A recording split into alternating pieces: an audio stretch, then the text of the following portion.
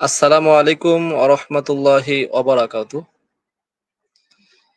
দেশ বিদেশ যে যেখান থেকে দেখছেন সবাইকে আরিফ নায়েক ফেসবুক পেজের পক্ষ থেকে আন্তরিক শুভেচ্ছা ও অভিনন্দন।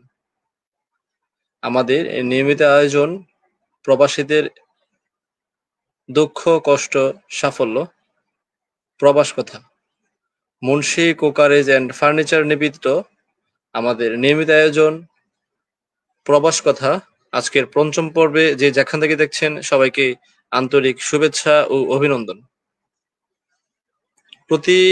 প্রতিটি পর্বের ন্যায় আজকে আমাদের সামনে অতিথি হিসেবে উপস্থিত রয়েছেন বিশিষ্ট ব্যবসায়ী মাহবুব পারফিউমের সিইও জনাব মোহাম্মদ মাহবুব আলম।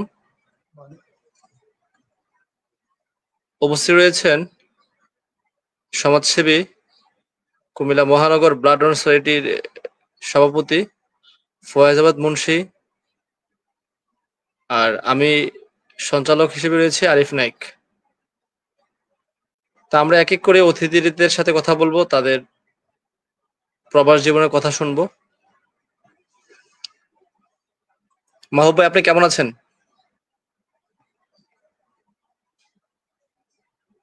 একটু মাইকটা অফ করা। জি, আসসালামু আলাইকুম সবাইকে, শুভরাত্রি বাংলাদেশ। এবং আমি যেখানে আছি এখানে শুভ সকাল লাস ভেগাস আমেরিকা থেকে। আমি ভালো আছি।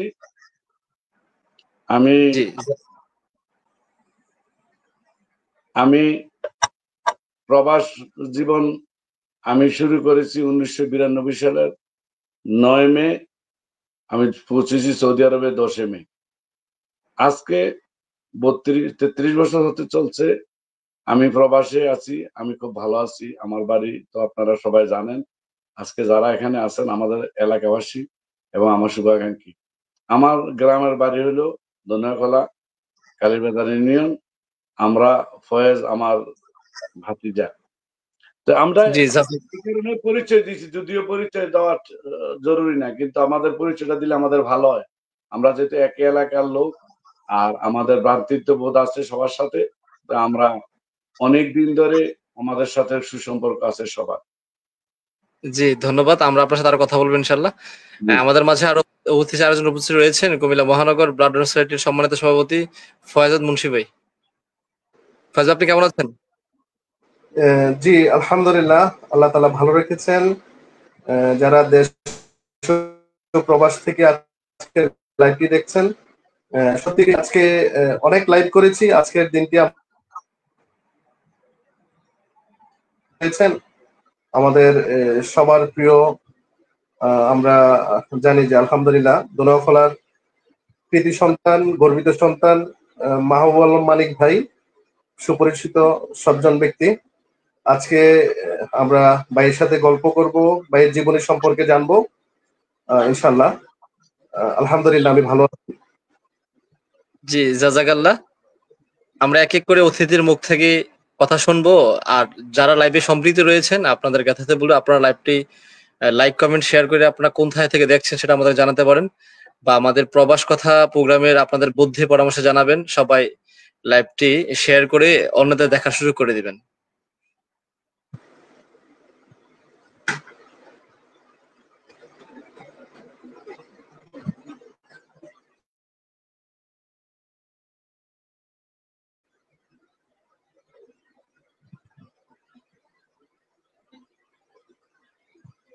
আসসালামু আলাইকুম ওয়া রাহমাতুল্লাহি ওয়া বারাকাতুহু।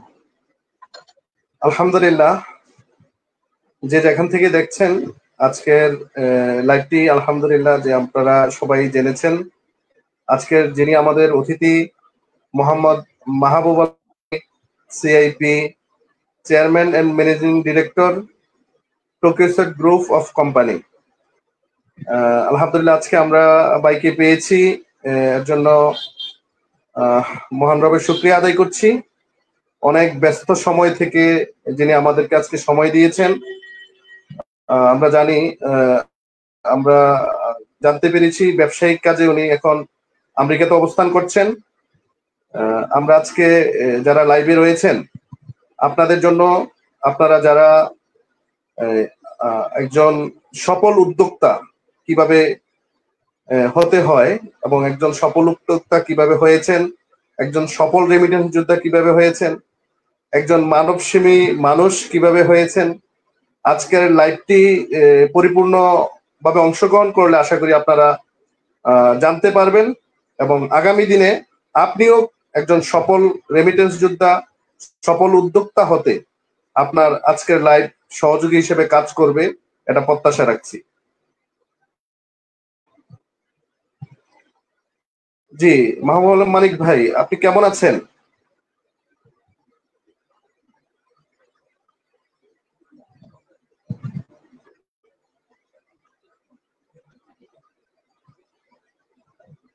মাহবুব ভাই, আপনার মাইকটা বন্ধ করা আছে। আপনার মিউট করা আছে, আপনার লাইনটি মিউট করা আছে। জি জি, এখন খুলে ফেলছি। আমি আমি আগেই বলেছি, আমি 1992 সালে সৌদি আরবে গেছি। সৌদি আরব থেকে আমি আস্তে আস্তে আমি প্রথমে কাজ করেছি।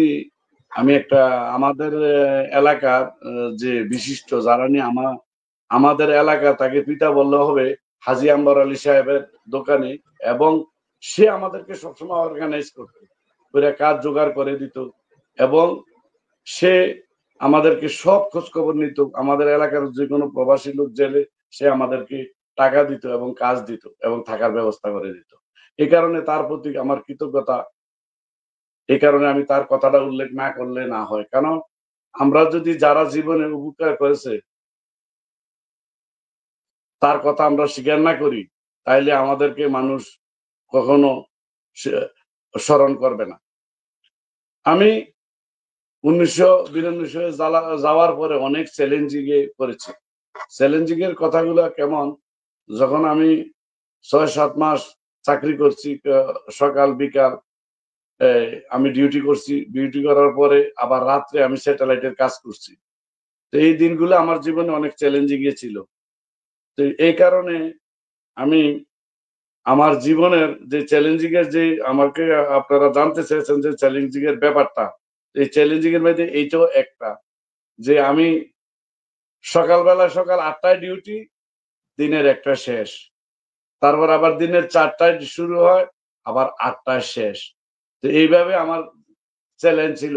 তারপরে 8টা থেকে শুরু হইলে 8টা থেকে শুরু হইতো আমার স্যাটেলাইটের ডিশের টেকনিশিয়ান কাজ, এবং রাত্র যতক্ষণ লাগে, সকাল 4টা 5টা 3টা যেভাবে হোক আমার কর্মজীবন চলছে। তো এগুলা চ্যালেঞ্জিংও বলা চলে, অথবা আমার জীবনের চলমান একটা ঘটনারও চলে, কারণ এগুলা থেকে আজকে শিখে প্রথমে আমরা এই স্যাটেলাইটের কাজটা শিখে আমরা আজকে এখানে আসতে পেরেছি। তো এগুলা জীবনের অংশ। আমি আমার জীবনে অনেক কিছু চ্যালেঞ্জ হয়েছি, তবে আমি এখানে বলবো না যে এটা চ্যালেঞ্জ তো বলতে পারি, আমি এটা থেকে শিক্ষাও পেয়েছি, এটা বলতে পারি। ইংলিশে একটা কথা আছে, every action has opposite reaction. প্রত্যেকের তার বিপরীত একটা আছে, ফল আছে। তো আমারটাও সেরকমই হয়েছে। আমাকে যত মানুষ হার্ট করছে, যত কিছু আমাকে কষ্ট দিচ্ছে, এটা আমার রেজাল্ট ভালো হয়েছে। আমি আমার এই চ্যালেঞ্জিং জীবনে আমার যতটুকু করেছি আমি খুব ভালোই করেছি। আর আমি পরম করুণা আল্লাহ তাআলার কাছে, মহান সৃষ্টিকর্তার কাছে কৃতজ্ঞ। আমার পিতামাতা এবং আমার শিক্ষক, আমার সহকর্মী এবং আমার গ্রামবাসী আমাকে যেভাবে স্বতঃস্ফূর্ত সহযোগিতা করেছে আমার এই জীবনে আমাকে বাড়তে এবং সফল হতে। আমি সফল কি বিফল সেটা আমি জানি না, আমার এলাকাবাসী বলবে, আমার দেশবাসী এবং আমার বন্ধু বান্ধব তা মূল্যায়ন করবে। আমি চাই যে আমার জীবনে এই প্রবাসে আমি যতটুকু পেরেছি বাংলাদেশিদেরকে অর্গানাইজ করতে, কুমিল্লা সোসাইটি, তারপরে Bangladesh business council Dubai, Bangladesh business UE, এবং আমাদের আরো একটা শিক্ষা অনুষ্ঠান আছে সারা বাংলা 88, এটারও আমি দুবাই ব্রাঞ্চের প্রেসিডেন্ট। আমি যেখানেই থাকি, দেখেন আপনারা আমাকে বলছেন যে কখন দিবেন। আমি গতকালকে আমার শেষ হয়েছে এই আমার এক্সিবিশন শেষ হওয়ার পর আমি মনে করলাম যে আমি আজকে একটু অবসর আছি, তো আমি ফয়েজ সাহেবকে বললাম যে আপনি কোন দিন নিতে চান। উনি বললো যে আপনি যেভাবে বলেন সেভাবে আমরা করবো। বললো ঠিক আছে, আমি ওই দিন আমি অন্য একটা স্টেটে যাব, যাওয়ার জন্য সময় আমাকে ঘুম থেকে উঠতে হবে, এই টাইমে আমি একটু অবসর আছি। সে বললো হ্যাঁ ঠিক আছে, আপনি এই টাইমে ইন্টারভিউ দেন। আমার প্রত্যেকটা কাজে আমি চেষ্টা করি আমার মানুষকে কোনো না কোনোভাবে সম্পৃক্ত করতে এবং মানুষের সাথে আমি নিজেকে সম্পৃক্ত রাখতে। আজকে আপনারা যারা আছেন, জাকির নায়েককে এবং আমার ভাতিজা ফয়েজ আহমেদ মুন্সিকে আমার অন্তঃস্থল থেকে কৃতজ্ঞতা জানাচ্ছি যে তারা আমাকে এই অনুষ্ঠানে আমন্ত্রণ করেছে, আমার সাথে সঙ্গ দিচ্ছে এবং সারা বিশ্বকে আমার ক্ষুদ্র জীবনের এই কাহিনীটা শুনতে চেষ্টা করছে এবং শুনতে সহযোগিতা করতেছে। এইটাও এক ধরনের একটা উপকার বলতে এই উপকারটা যারা আমাকে জানে আমার বাংলাদেশ সম্বন্ধে, কিন্তু আমার মুখে অনেক সময় অনেকে আমাকে দেখেও নাই, আমার মুখে কথাও শোনে নাই। তো এই উপলব্ধিটাও করতে পারবে, কারণ এইটাই হয়েছে শুধু ফয়েজ আহমেদের কারণে এবং জাকির নায়েক সাহেবের কারণে। আজকে এখানে হাজার হাজার মানুষ, লক্ষ লক্ষ মানুষ সম্পৃক্ত হবে, দেখবে। এইটাই আমার জীবনের ছোট বড় কৃতজ্ঞতা এবং সার্থকতা। আমি মনে করবো আমার পিতামাতা আমাকে জন্ম দিয়েছে, তারা যদি থাকতো আজকে তারা এই সুফল পাইতো এবং তারা গর্ববোধ করতো, এই গর্বে আমি গর্বিত হইতাম। আমি আপনাদেরকে আরো কি বলে যে আমি মূল্যায়ন করবো সেটা আমার ভাষা নাই। আশা করি আপনারা ভবিষ্যতে আরো গুণী মানুষদেরকে আপনারা লাইভে নিবেন, আমরা তাদের আচরণ বিচরণ এবং তাদের সবকিছু মানুষকে শেয়ার করবেন। এতে এই দেশের মানুষ উপকৃত হবে, সারা বিশ্বের মানবতা উপকৃত হবে, সারা বিশ্বের মানুষ অনেক কিছু জানতে পারবে। মানুষ জীবন কাহিনী, জীবন্ত মানুষের সমাজ নিয়ে, জীবন্ত মানুষের সবকিছু নিয়ে, একটা মানুষের থেকে এক একটা মানুষের জীবনে কোনো কিছু শিখার শেষ নাই। আমার থেকে কিছু শিখবো, আমি আপনার থেকে কিছু শিখবো, এইটাই প্রকৃতির নিয়ম। ধন্যবাদ আপনাদেরকে আমাকে এখানে দাওয়াত দেওয়ার জন্য, এবং আপনারা আমাকে অনেকগুলো কোশ্চেন করেছেন, আমি একটা করে জবাব দিব। আমার সময়ের অভাবে তেমন একটা আমি ইয়ে করতে পারিনি, এই ওয়ার্ক করতে পারিনি। তারপরও আমি চেষ্টা করব আপনাদেরকে একটা করে জবাব দেওয়ার জন্য।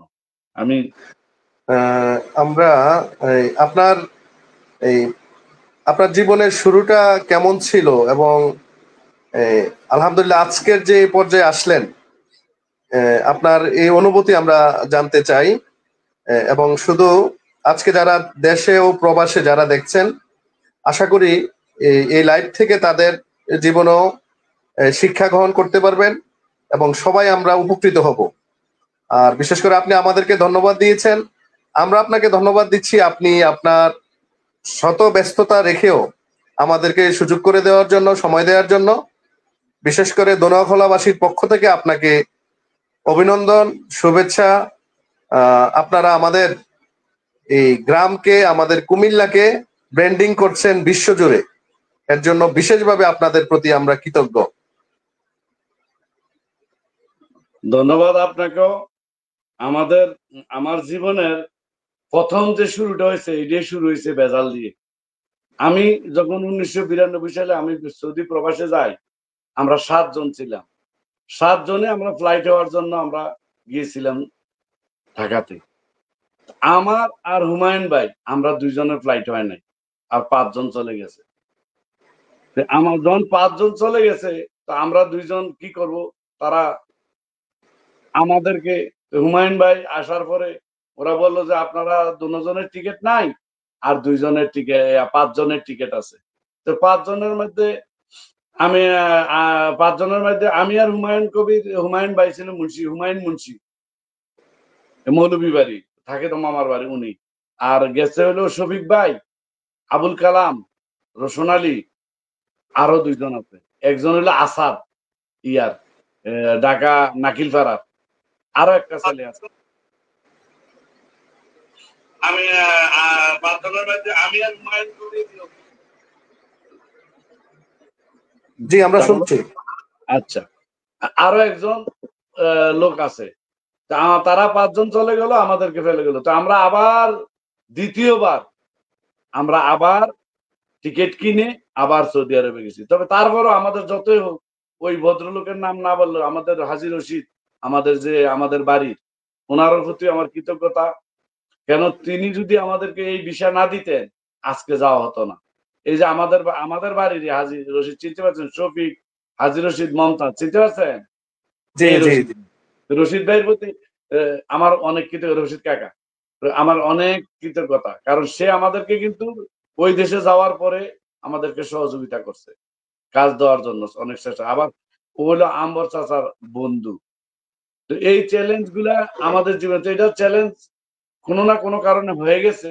যাক, এটা আল্লাহ তাআলার ইচ্ছা ছিল আমাদেরকে এইভাবে হইতে হবে। তারপরে আমরা দ্বিতীয়বার ফ্লাইটে যাই। ফ্লাইটে যাওয়ার পরে আমাদেরকে আম্বর আলী সাহেব আমাদেরকে কিছু টাকা দিলেন এবং ঘর রাখিয়ে দিলেন, থাকার জায়গার ব্যবস্থা করলেন। এবং মানে একটা মানুষের জীবনে করতে যা লাগে সে সবকিছু করছে এই এলাকার সবার মানুষের জন্য। এইটা হইলো আমাদের এলাকার মানুষের মূল্যবোধ। আমার বারবার তার কাছে কৃতজ্ঞতা প্রকাশ করা লাগে, কারণ সে আমাদের প্রত্যেকটা মানুষকে সাপ্তাহিক একটা বৃহস্পতিবারের দিন আমাদেরকে দাওয়াত দিত, একসাথে খাওয়াইতো। এখানে আরেকজন লোক আছিল আপনার মুজাহিদ, এই যে ইয়ার ভাগিনা, এই যে এই শফিক আর রশিদের ভাগিনা, ওর মনে ফুফাতো ভাই, ওরা বাড়ি হলো হরিপুর। সে কিন্তু ফাঁক করে খাওয়াইতো আমাদের, কারণ এই লোকগুলোর কথা আমার মনে পড়ে। তারপরে আমি আমরা তো একটু ওভার টাইম কাজ করছি। এরপরে একটা আমি প্রিন্টিং প্রেসে কাজ করছি, প্রিন্টিং এর বুক বানানো। তারপরে করলাম এখান থেকে শেষ করার পরে করলাম অফিস বয়। অফিস বয়টা আমার জীবনে একটা টার্ন করলো। অফিস বয় যখন কাজ করি তখন আমাদের কাছে আসতো এই যে বর্তমানে স্টারগোল গ্রুপের স্বত্বাধিকারী আবুল কালামের বড় ভাই এই খোরশেদ আসতো। তারা আমাদের থেকে প্রায় 150 কিলোমিটার দূরে থাকতো। প্রতি বৃহস্পতিবার রাত্রে আসতো। এইভাবে আসতে বন্ধুত্ব হওয়ার পরে আমি খোরশেদ একদিন চিন্তা করলাম যে আমরা একটা দোকান দিব।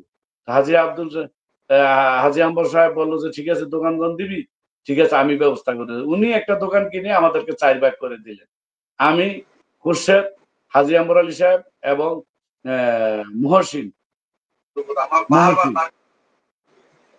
এই 4 জন হলো আমাদের শেয়ার।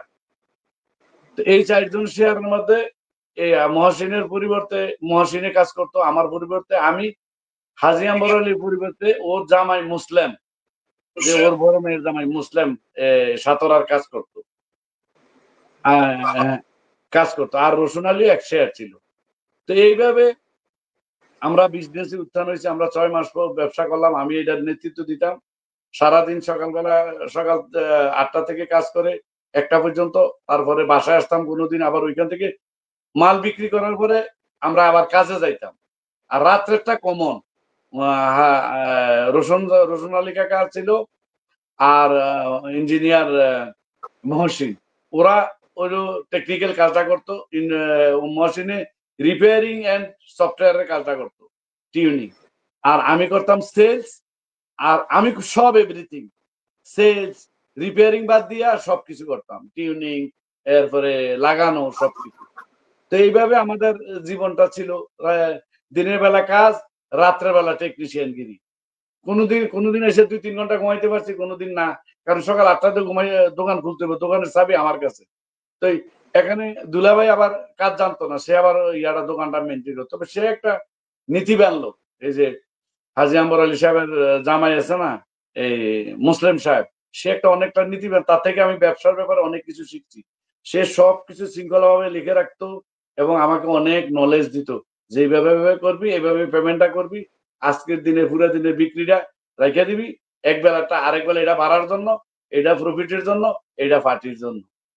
ওর থেকে শিখা এই এই দিনগুলো মানে স্মৃতিচারণ আজকে করতে হবে, এটা আমার কখনো ধারণা ছিল না। আমি জানি না মানুষ এই জিনিসটিকে, আমি যে অতীতের কথা বলতেছি, কেমন নিচ্ছে বা কেমন নিবে। কারণ আমরা যদি স্মৃতিচারণ না করি, আমাদের অতীতের কথা ভুলে যাই, তাহলে আরেকজন লোক তো তৈরি হবে না। কারণ আমরা যে কিভাবে কষ্ট করে আজকে এখানে এসেছি, শত শত লোকের কর্মসংস্থান করছি দেশ বিদেশে। আজকে আমার জন্ম হলো দোনিয়াগলা। আমি একটা সিস্টেম করছি কি জানেন, সারা পৃথিবীর ম্যাপটা, সারা বাংলাদেশের ম্যাপটা আমি রাখছি এক জায়গায়। সারা বাংলাদেশের মধ্যে যতটা ডিস্ট্রিক্ট আছে, কুমিল্লা ডিস্ট্রিক্টের মধ্যে আমার ছবিটা লাগাইছি। আমার জন্ম হয়েছে কুমিল্লা ডিস্ট্রিক্টে, আর সারা ওয়ার্ল্ডের ম্যাপটা আরেক জায়গায় রাখছি। আমার ছবিটা থেকে যেই দেশের মধ্যে আমার ডিস্ট্রিবিউটারশিপ গেছে, যেই দেশে আমার মাল চলে, এই ছবিটা থেকে ওই দেশের উপরে আমার আরেকটা ছবি লাগাই। এটার মিনিং হইলো কি, আমার জন্ম হয়েছে দনিয়াগলাতে, আমার জন্ম হয়েছে কুমিল্লাতে, আমার বিচরণ হয়েছে সারা বিশ্বে, যাতে কোনো গ্যাস যদি আমার অফিসে আসে সে দেখতে পারে যে সে এ হইলো মাহবুবের ক্রিয়েটিভিটি। কারণ আমি বিশ্বকে বুঝাই দিতে চাই, আমার জন্মে যেই ধর্মের হোক হয়েছে, আমার জন্ম যেই কালারের হোক হয়েছে, আমার জন্ম যেই পরিবারে হয়েছে হয়েছে, এটা বিষয় নয়। বড় বিষয় হচ্ছে আমি কিভাবে মানুষকে সংগঠিত করছি এবং মানুষকে কিভাবে অনুপ্রাণিত করতেছি, একজন সভ্য মানুষ, সৎ মানুষ এবং সমাজকে কিভাবে শিক্ষিত করতে হয় আপনারা জানেন। ওইটা অন্য কোশ্চেন পরে আসতেছি। আমার এইটা হইলো আমার একটা ইচ্ছা যে মানুষ যাতে আসলে বুঝতে পারে যে একটা গেস্ট আসলো, আমার ছেলে আসলো, মেয়ে আসলো, ফ্যামিলি আসলো, আপনি গেলেন, আপনার ওয়াইফ গেল, এলাকাবাসী কেউ গেল, সে ভাববে আরে মাহবুব ছবি এখানে একটা লাগাই দেখছে, ওইখানে একটা লাগাই দেখছে। কারণ কি? কারণ আমার জন্ম হয়েছে এই জায়গায়, আমি আসছি সৌদি আরবে। এই থিওরিটাও আমরা দিব, এখন দিব আমরা। নেক্সট ম্যাপটা হবে কি, জন্ম এখানে, যাবো সৌদি আরবে, ওইটা আরেকটা হবে। ওই সৌদি আরবের থেকে এক এক কালারে এক একটা ড্রেস হবে। আমি গেছি সৌদি আরব, বাংলাদেশ থেকে যে ড্রেসটা, এই ড্রেসটা থাকবে ওইখানে। এরপরে যাবে সৌদি আরবে, আমার ফেসটা যখন চেঞ্জ হয়েছে এরকম, এরপরে দুবাই আসছি যেরকম হয়েছে, এইভাবে সমন্বয় করা হবে। এটা হলো আমার একটা বিরতি। তখন মানুষ বুঝতে পারবে যে আসলে আমি, আমার উদ্ভাবনী শক্তি কি। দেখেন আমি একটা কথা বলি, আমি ভুলে যাব। আমি ফ্যাক্টরিতে প্রতিদিন যাই, প্রতিদিন যাওয়ার পরে দেখি ফ্যাক্টরিতে যে প্রিন্ট করে, ফ্যাক্টরিতে ডেট অফ এক্সপায়ারি, আজকে হলো ডেট 7/8/2025, রাইট? যাইয়ে একজন একটা ঠেলা মারে, ঠেলা মারে নিয়ে মেশিনের সামনে দেয়। তা আমি মনে করলাম আরে এইটা একটা সহজ কাজ, ঠেলা মারার কি আছে, আমার এতগুলো লেবার, একজন এটারে সোজা করে দেয়, আরেকজন এটারে ঠেলা মারে মেশিনের কাছে দেয়। আমি আমার কোনো লোকের দরকার লাগবে না ভাই, ইঞ্জিনিয়ারে ডাক দিলাম, তুমি 3 মিটার একটা স্টিলের স্টিলনেস রড বানাও, বানাই এটা 3 মিটার আগে থেকে এটারে লম্বা করে লাগাই দাও। যারা যারা এটারে প্যাকিং করে এতারাকে ওইখানে সোজা করে এটা সোজা সোজা লাগাই দিলে সোজা সোজা লাগাই দিলে এটা একটা বেল্টের টাইম নিয়ে তো এটা মেশিনের কাছে দিতেছে। মানুষ দুজনের কি দরকার লাগে? এইটা নিয়ে শুই না যে ইঞ্জিনিয়ারের মেশিন বানাইছে, আমি হাতের কাছে কইছি যে তুই আমার কত টাকা রয়্যালিটি দিবি, তোর লোক 2 জন কমাই দিলাম আমি। যে মেশিন বানাইছে ইন্ডিয়া থেকে, এতে কয় কি করছ তুই এটা? আমি কই হ্যাঁ, আমি 2500 টাকা দিয়ে রডটি বানাইছি, স্টিলনেস স্টিল, মানে অনেক হাই কোয়ালিটি, লম্বা করে 3.5 মিটার লম্বা। বেল্টে যত আছে তারা একটা বানায়, বেল্টের মধ্যে দিয়ে দেয়। লোক শেষ তো 2 জন লোকের স্যালারি কত আসে? এটা হলো আপনার উদ্বোধনী বললাম। আর আমার যত দোকানের ডেকোরেশন আছে, সাপ্লাই আছে, সব আমার ইঞ্জিনিয়ারিং। আমি একটা আইডিয়া নেই, যেমন পয়সা আমি এটা করতে হলে কি কি লাগবে, আপনার থেকে একটা আইডিয়া নিলাম, নিয়ে এটারে আমি মডিফাই করি নিজে নিজে, এটা এমনি করলে হবে, এমনি করলে হবে। এই যে দেখেন, এই যে আমার পোশাক, এর সব কিছু, এই পোশাকটা আমার ওয়াইফে কিনে দিচ্ছে, বাকি টাইটা আমি কিনছি, এরই আমি কিনছি। মানে কিভাবে লাগাইতে এটা তো একটা আর্ট, ঠিক আছে কিনা? প্রত্যেকটা জিনিস আমি চেষ্টা করি কিছু নতুন নতুন নতুন নতুন তৈরি করতে। ধন্যবাদ, আজকে আমার জীবনের অনেক কিছু বলতেছি, বলার জন্য আমাকে সময় দেওয়ার জন্য আবারও ধন্যবাদ। আপনার অনেক অজানা কথা ইনশাল্লাহ আজকে জানবো আমরা। তবে আপনার এই কথাগুলো থেকে আমার শিক্ষা বা ভালো লাগার বিষয় হচ্ছে এই যে কৃতজ্ঞতা পোষণ করা এবং স্মরণ রাখা। আজকে আপনি আলহামদুলিল্লাহ যে পর্যায়ে আছেন, সেই পর্যায়ে থেকেও জীবনের শুরুতে আপনার সাথে যারা তাদের নিয়ে করলেন, এটা একটা আসলেই এটা একটা ভালো গুণাবলীর একজন মানুষের কাজ, যারা অতীত ভুলে যায় না, যেই পর্যায়ে যায় কিন্তু অতীতকে ভুলে যায় না। আপনার এই গুণটা আমার কাছে অবশ্যই ভালো লেগেছে। আশা রাখছি যারা শুনবেন পরবর্তীতে তাদেরও ভালো লাগবে যে আজকে আলহামদুলিল্লাহ মাহবুব মানিক বিশ্বের বিভিন্ন দেশে বিভিন্ন রাষ্ট্রে ব্যবসা করছে, উদ্যোক্তা হিসেবে পরিচিতি লাভ করছে, কিন্তু সে দুর্দিনের কথাগুলো এখনো ভুলে যায়নি। এটা অবশ্যই একটি শিক্ষণীয় দিক। আমি এই মুহূর্তে আপনার থেকে জানতে চাইবো, আসলে প্রবাদ জীবনটা তো অনেকেরই শুরু করাটা চ্যালেঞ্জিং। আপনি প্রবাস জীবন শুরু করলেন, পাশাপাশি টোকিওসেট গ্রুপ আপনি প্রতিষ্ঠা করলেন। এই আইডিয়া আপনি কি করে আপনার মাথায় আসলো? কারণ একজন প্রবাসী সে প্রবাসে যায় একটু ভালো থাকার জন্য, যে পরিবারকে ভালো রাখার জন্য, কিন্তু আপনি প্রবাসে গেলেন, প্রবাস জীবন জয় করলেন, উদ্যোক্তা হলেন, বিশ্বব্যাপী ব্যবসা করছেন। মানে সবগুলো মিলিয়ে যদি আমাদেরকে একটু জানাতেন যে আগামী প্রজন্ম যেন এগুলা এর থেকে শিক্ষা নিতে পারে। আজকে থেকে 45 থেকে 48 বছর আগে আমার বাবা এবং আমাদের এলাকা হাফেজুর মুন্সিরা আলু কিনতে যাইতো অভয় আশ্রমে, কুমিল্লা, ওই যে ডুলিভাড়া। তো ওইখানে জাপানি এবং কোরিয়ানরা ওইখানে আসতো, বাংলাদেশিদেরকে প্রশিক্ষণ দিত কিভাবে সেলিটেবল করতে হয়, কিভাবে এগ্রিকালচার করতে হয়, প্রশিক্ষণ দিত। তো ওরা আসতো গাড়িটা থেকে নামার সাথে সাথে দৌড়ে আইয়া যেখানে মিটিং এইভাবে হাত না দিয়া মাথাটা এইভাবে দিয়া ডাইরেক্ট কাজে নেমে যেত। তখন আমি আমার বাবার সাথে আমি যাইতাম আলু কিনতে। তখন আলুগুলো ইউনিয়ন বেসিসে ভাগ হইতো ওই ইয়াতে কুমিল্লা ডুলিভাড়া যেখানে এরিয়া, আগে এগ্রিকালচার আছিল ওইখানে, ওই অফিস থেকে সবাইদেরকে বীজ দিত, বীজ। তো ওই সময় যাইতাম কোরিয়ান জাপানিদেরকে দেখতাম, আর আমরা সবসময় দেখতাম যে পৃথিবীর মধ্যে সবচেয়ে পরিশ্রমী জাতি কে? জাপানি। জাপানি যে ইন্ডাস্ট্রিজ নেশন, আমাদের আসতো ইংরেজি, বাংলারে ইংরেজি করো যে পৃথিবীর মধ্যে কোন জাতি হইলো সবচেয়ে পরিশ্রমী হইলো জাপান জাতি। জাপানি ইজ দ্য ইন্ডাস্ট্রিজ নেশন, মানে জাপানের হইলো পরিশ্রমী জাতি। তারপরে আর ওরা সময়ের প্রতি সময়ের মূল্য দেয়, আর সব মালের মধ্যে দেখেছে যেটা বালা মাল মেড ইন জাপান। তো আমার মাথায় এলো আমি আমার চরিত্রটা পুরা জাপানিদের মতো তৈরি করবো। তো জাপানিদের মতো তৈরি করলে আমাদের কাছে একটু আমাদের আলামত লাগবো। তা আলামত হইলো কি? তো প্রত্যেকে জিজ্ঞাসা করে কি রে টোকিও সেট কেন কোম্পানি? আমি তো আমার তো ক্যারেক্টার জাপানিদের মতন, এখানে টোকিও সেট নামে আমি জিনিসটার নাম রাখলাম। কারণ টুকি হইলে বলবো মানুষের প্রত্যেক কৌতূহল জাগবে যে ব্যাপার কি, টুকি সেটটা কি। আমি বললাম টুকি হইলো স্যাটেলাইট, দেশের না জাপানের রাজধানী, স্যাটেলাইট হইলো ডিশ, তো টুকিও সেট এটা কোন জায়গায়? টুকিও হইলো আমার ক্যারেক্টার এবং কোয়ালিটি, আর স্যাটেলাইট হইলো সেট, টুকিও সেট, দুটোটারে মিললে একটা কম্বাইনেশন করলাম, এইভাবে নাম দিলাম টুকিও সেট। তাই এই পণ্যটা, তারপরে আরেকটা নাম দিলাম কি মাইক্রোম্যাক্স। মাইক্রোম্যাক্সটা দিলাম কেমনি? বিল গেটসের কোম্পানির নাম হইলো মাইক্রোসেট, মাইক্রোসফট। বিল গেটসের কোম্পানি বর্তমান সারা পৃথিবীর ধনী। আমি বলি হেজন মাইক্রোসফট হইতে পারে, তো আমি একটা মাইক্রোম্যাক্স দিয়ে লাই, আমি তার হেরে কপি করতে পারবো না, তো আমি একটা মাইক্রোম্যাক্স করে লাইলাম। এরপর যদি মাইক্রোম্যাক্স যদি আবার আমার এটা হিট না করে, তো আরেকটা ব্র্যান্ড এটার অল্টারনেটিভ বানাই রাই, মাইক্রোসেট। মাইক্রোসেট দিবে হইলো স্যাটেলাইট, মাইক্রো হইলো এটা বিল গেটসের। এর মতো না হইলো হের ধারণাটা একটু একটু নেই, তো তার সাথে আমার কম্বাইনেশন রাখি। এ বাই দা ওয়ে তখন 2005 সালে আমি রেজিস্ট্রেশনটা করি দুবাইতে।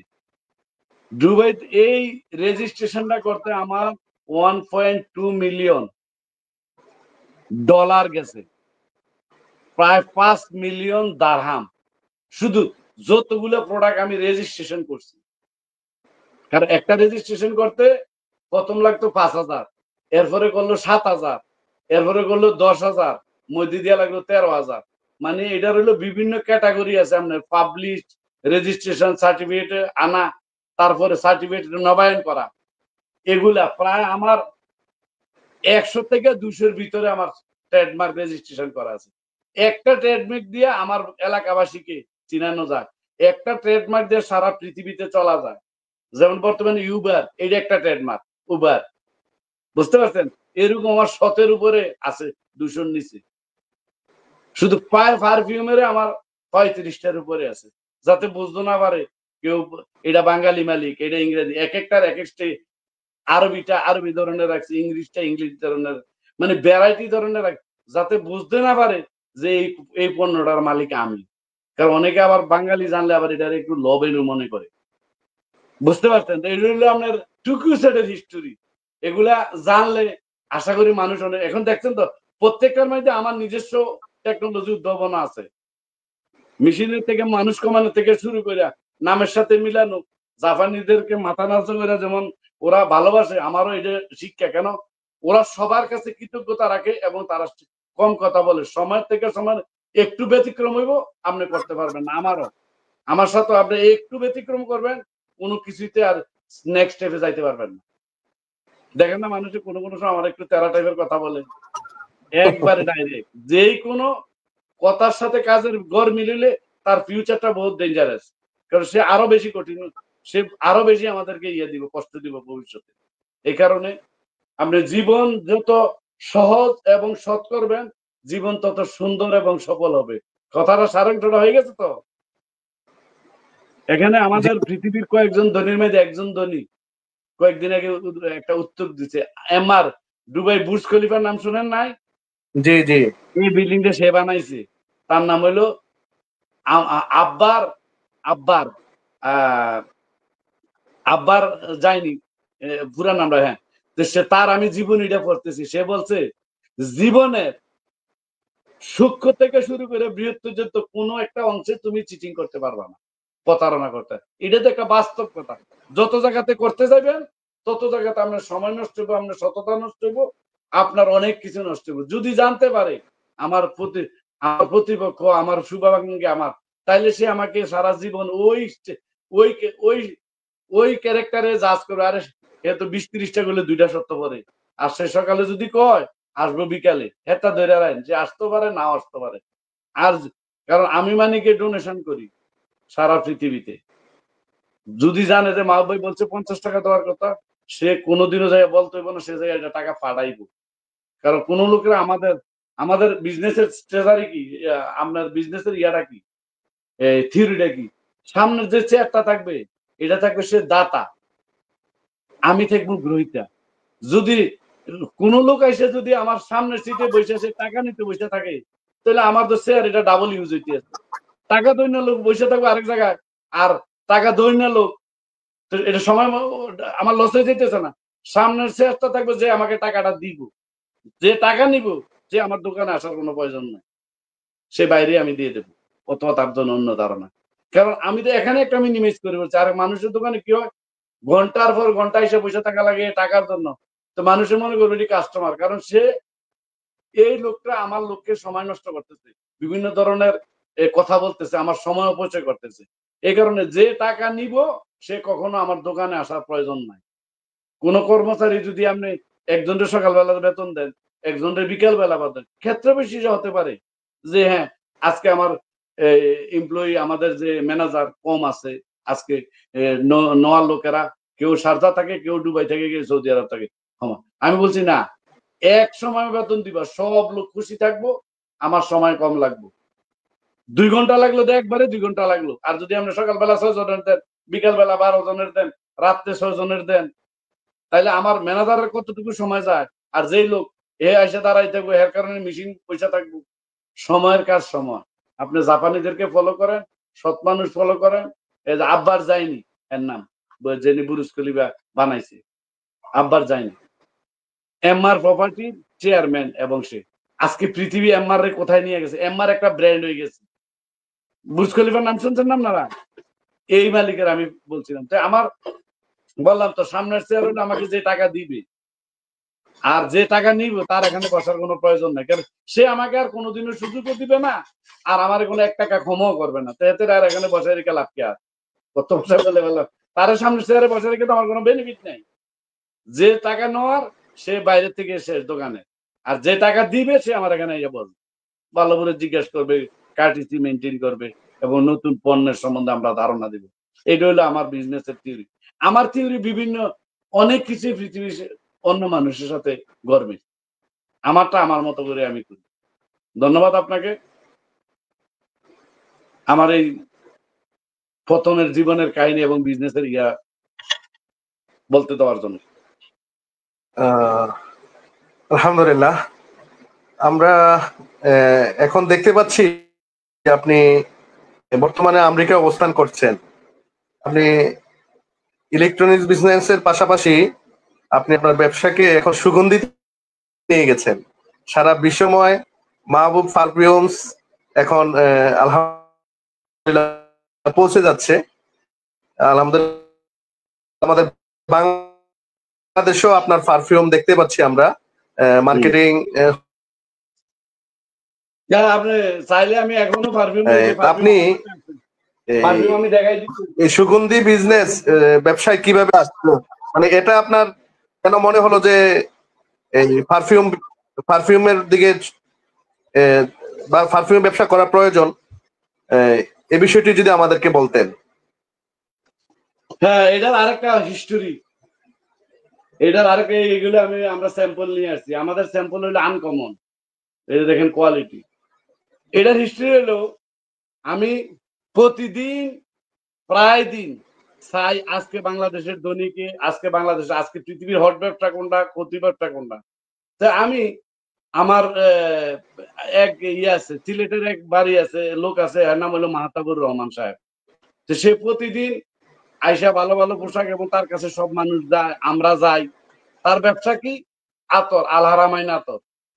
তার বাসায় যাইতে সে একবার রোজ রয়েস গাড়ি কিনছে। তো আমি আবার দেখি এই যে আজিম প্রেমজি, ইন্ডিয়ার আজিম প্রেমজির নাম আপনারা মনে হয় শুনেছেন, সেও কিন্তু পারফিউম ব্যবসা করে।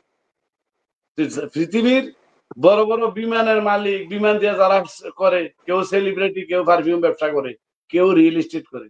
তা আমি মনে করলাম ওরা যেমন পারে আমিও তো পারবো। আমার তো অলরেডি একটা প্ল্যাটফর্ম আছে, আমি তো অলরেডি, আমার স্টোর আছে, ম্যানেজার আছে, আমার সস্তা বাঙালি আছে, আমার কাছে সৎ অনেক যোগ্য লোক আছে।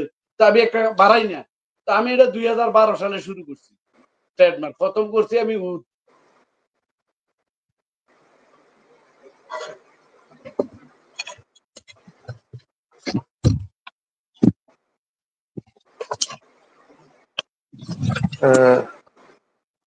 যারা লাইভটিতে রয়েছেন শেয়ার করে দিবেন। শেয়ার হলে আজকের যিনি আমাদের অতিথি আপনারা জেনেছেন, আপনারা আশা করছি উপকৃত হবেন। গুণীজনদের কথা শুনলে আপনারা উপকৃত হবেন ইনশাআল্লাহ। আমি কালকে দিতে মনে ছিল না, এই যে চার্জ দিতে মনে ছিল, এটা যখন চার্জ চলে যাচ্ছে এটা লাইটটা কম হয়ে গেছিল, খেয়াল আছেন? তখন আমি লাইটটা লাগাইছি, যার কারণে একটু বিঘ্নিত হয়েছে, যার জন্য আমি দুঃখ প্রকাশ করছি। আমার এটা হলো আমার প্রোডাক্ট, এগুলো নিয়ে আসছি। এটা দেখেন, এগুলো সব এখানে আছে। এই আমার আমার আমি তাড়াতাড়ি করার কারণে, নাইলে আমি এগুলো এইভাবে রাখলাম। আপনারা দেখতে পারলেন যে পারফিউম ব্যবসা কিভাবে করি। মানে আমি যেখানে যাই এখানে ধান্দায় থাকি যে কিভাবে ব্যবসা করা যায়, কিভাবে এখন আমি দেখেন আপনাদের লাইভের মধ্যে একটা অ্যাডভার্টাইজের ব্যবস্থা করে ফেললাম। আমি তো আমার বুঝতে পারছেন তো? এই যে দেখেন, এই প্রোডাক্টটা, এই মারোয়া প্রোডাক্ট, এই মারোয়া নামটা কি জানেন? পারফিউমের হিস্ট্রিটা তো বললাম যে হের বার সাথে আসতে যাইতাম, এর বাড়িটা কত কোটি, 400 কত কোটি টাকা দিয়ে জানি বাড়িটা করছে। এটা আমি বাই দেওয়া শুনি আর কি, অরিজিনাল। ওনারে জিজ্ঞাসা করছে, কেউ দেখেন বাড়ি ঘর যারা বানায় তারা কোনোদিন হিসাব রাখে? এটা মানুষে বলে যা বলে তলে। আমার কথা হে যদি একটা এত বড় বাড়ি বানায়, তারে রোজ রয়েস, ব্রেন্টলি সব গাড়ি কিনে, কোন সমস্যা হয়? আমাদের প্রবলেম, আপনাদের প্রবলেম হয়? হ্যাঁ, মহাজন কথা বলতে আল্লাহ জানে, কথা বলে কথা কিন্তু চলতে আছে, লাইভ চলতে আছে। আচ্ছা, এখন ঠিক আছে? এখন ওকে?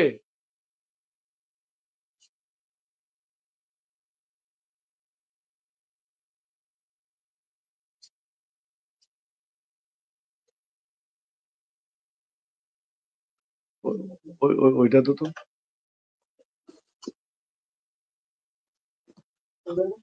চার্জার, এটা চার্জার ছোটার কারণে হচ্ছে, এটা না এভাবে রাখা লাগতেছে। চার্জারটা হলে ওই চার্জারটা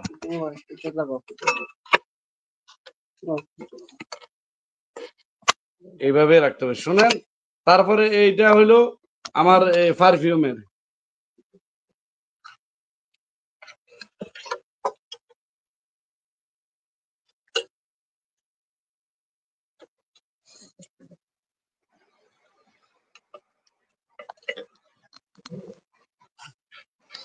মাপে শুনতেছেন কথা আমাদের? জি জি শুনতেছি। আমি এই মাত্র কথা বলছি। আচ্ছা, হ্যাঁ। তো তারপরে ওর বাড়িতে আসা যাওয়া করি, দেখতেছি উনি একটা ভালো পজিশন আছেন, ভালো করতেছেন। তখন আমি মনে করলাম যে পারফিউমটা করলে আমার মনে একটু ভালো হবে। তো এই জন্য আমি পারফিউমটা দিকে গেলাম। তারপরে দেখেন এই একটা সোজা অঙ্ক, এই যে দেখেন এই মারওয়া, কারণ এখানে এই দেশে মারওয়া কি জানেন, এই দেশে আরবি নামটারে মানুষ পছন্দ করে। সাফা মারওয়া নামে একটা জায়গা আছে না আমাদের, জি এই সাফা মারওয়ার কারণে আমি এটার নাম দিচ্ছি মারওয়া। কে ওইখানে আরবিরা নাম দেখি মক্কা পারফিউম, আলমদিনা পারফিউম ইত্যাদি ইত্যাদি, আল কুদস পারফিউম, তারপরে দেয় ওই বহুত পারফিউম দেয়। তো এই কারণে আমরা এই মক্কা পারফিউম না দিয়ে আমি আল মারওয়া ব্র্যান্ড দিছি। আরেকটা দিছি আরবিয়ান নাইট। হ্যাঁ, আরবিয়ান নাইট, যেহেতু আমি আরব দেশে থাকি আরবিয়ান নাইট দিছি। হ্যাঁ, আপনাদেরও কোনো অসুবিধা হইলে আমাকে বলবেন। না ওকে না আছে ঠিক তো? আছে, শুনতেছি আমরা, অসুবিধা নাই, হ্যাঁ হ্যাঁ সবকিছু ওকে আছে। না আমাদেরও সৌভাগ্য হয়েছে আতর পাওয়ার। এখন তো সবারই, আমরা আন্তরিক ক্ষমা চেয়ে নিচ্ছি, আমাদের কারিগরি সমস্যার কারণে আমাদের একটু বিঘ্ন হচ্ছে। লাইভটি যে যেখান থেকে দেখছেন সবাইকে আরিফ নাইক ফেসবুক পেজ থেকে আন্তরিক শুভেচ্ছা ও অভিনন্দন। আমাদের লাইভে অনেকে সম্পৃক্ত রয়েছেন, অনেকে কমেন্ট করেছেন, আমরা সবার কমেন্ট পড়তে পারছি না, আপনাদের কমেন্টের প্রতিনিধি দেখছি।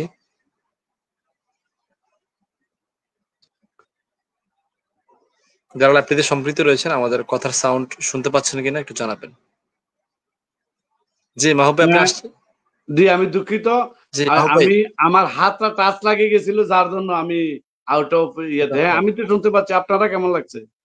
আপনারা শুনতে জি পাচ্ছেন? মাহবুব ভাই শুনতে পাচ্ছেন? জি জি জি। তো না বলতেছিলাম যে মাহবুব হ্যাঁ, পারফিউমের একটা গিফট পাওয়ার সৌভাগ্য আমার হয়েছিল।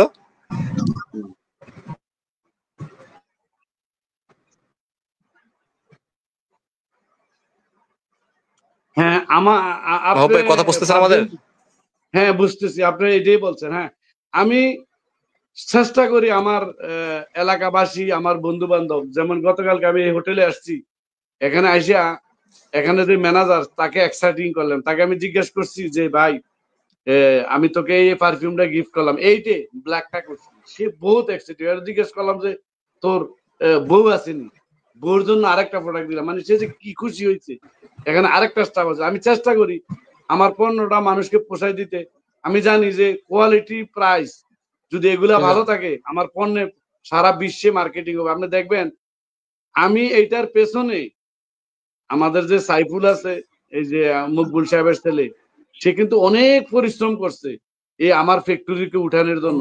সে দিন রাত কাজ করছে। এই সাইফুল, যে সাইফুলের, আপনাদের সবাই শব্দ সাইফুলকে চিনেন আমাদের বাড়ি, তার কিন্তু আমার এই ব্যবসার মধ্যে তার অনেক অবদান, এবং সে অনেক নিষ্ঠার সাথে কাজ করছে এবং সে অনেক পরিশ্রম করছে আমার এই ফ্যাক্টরির জন্য।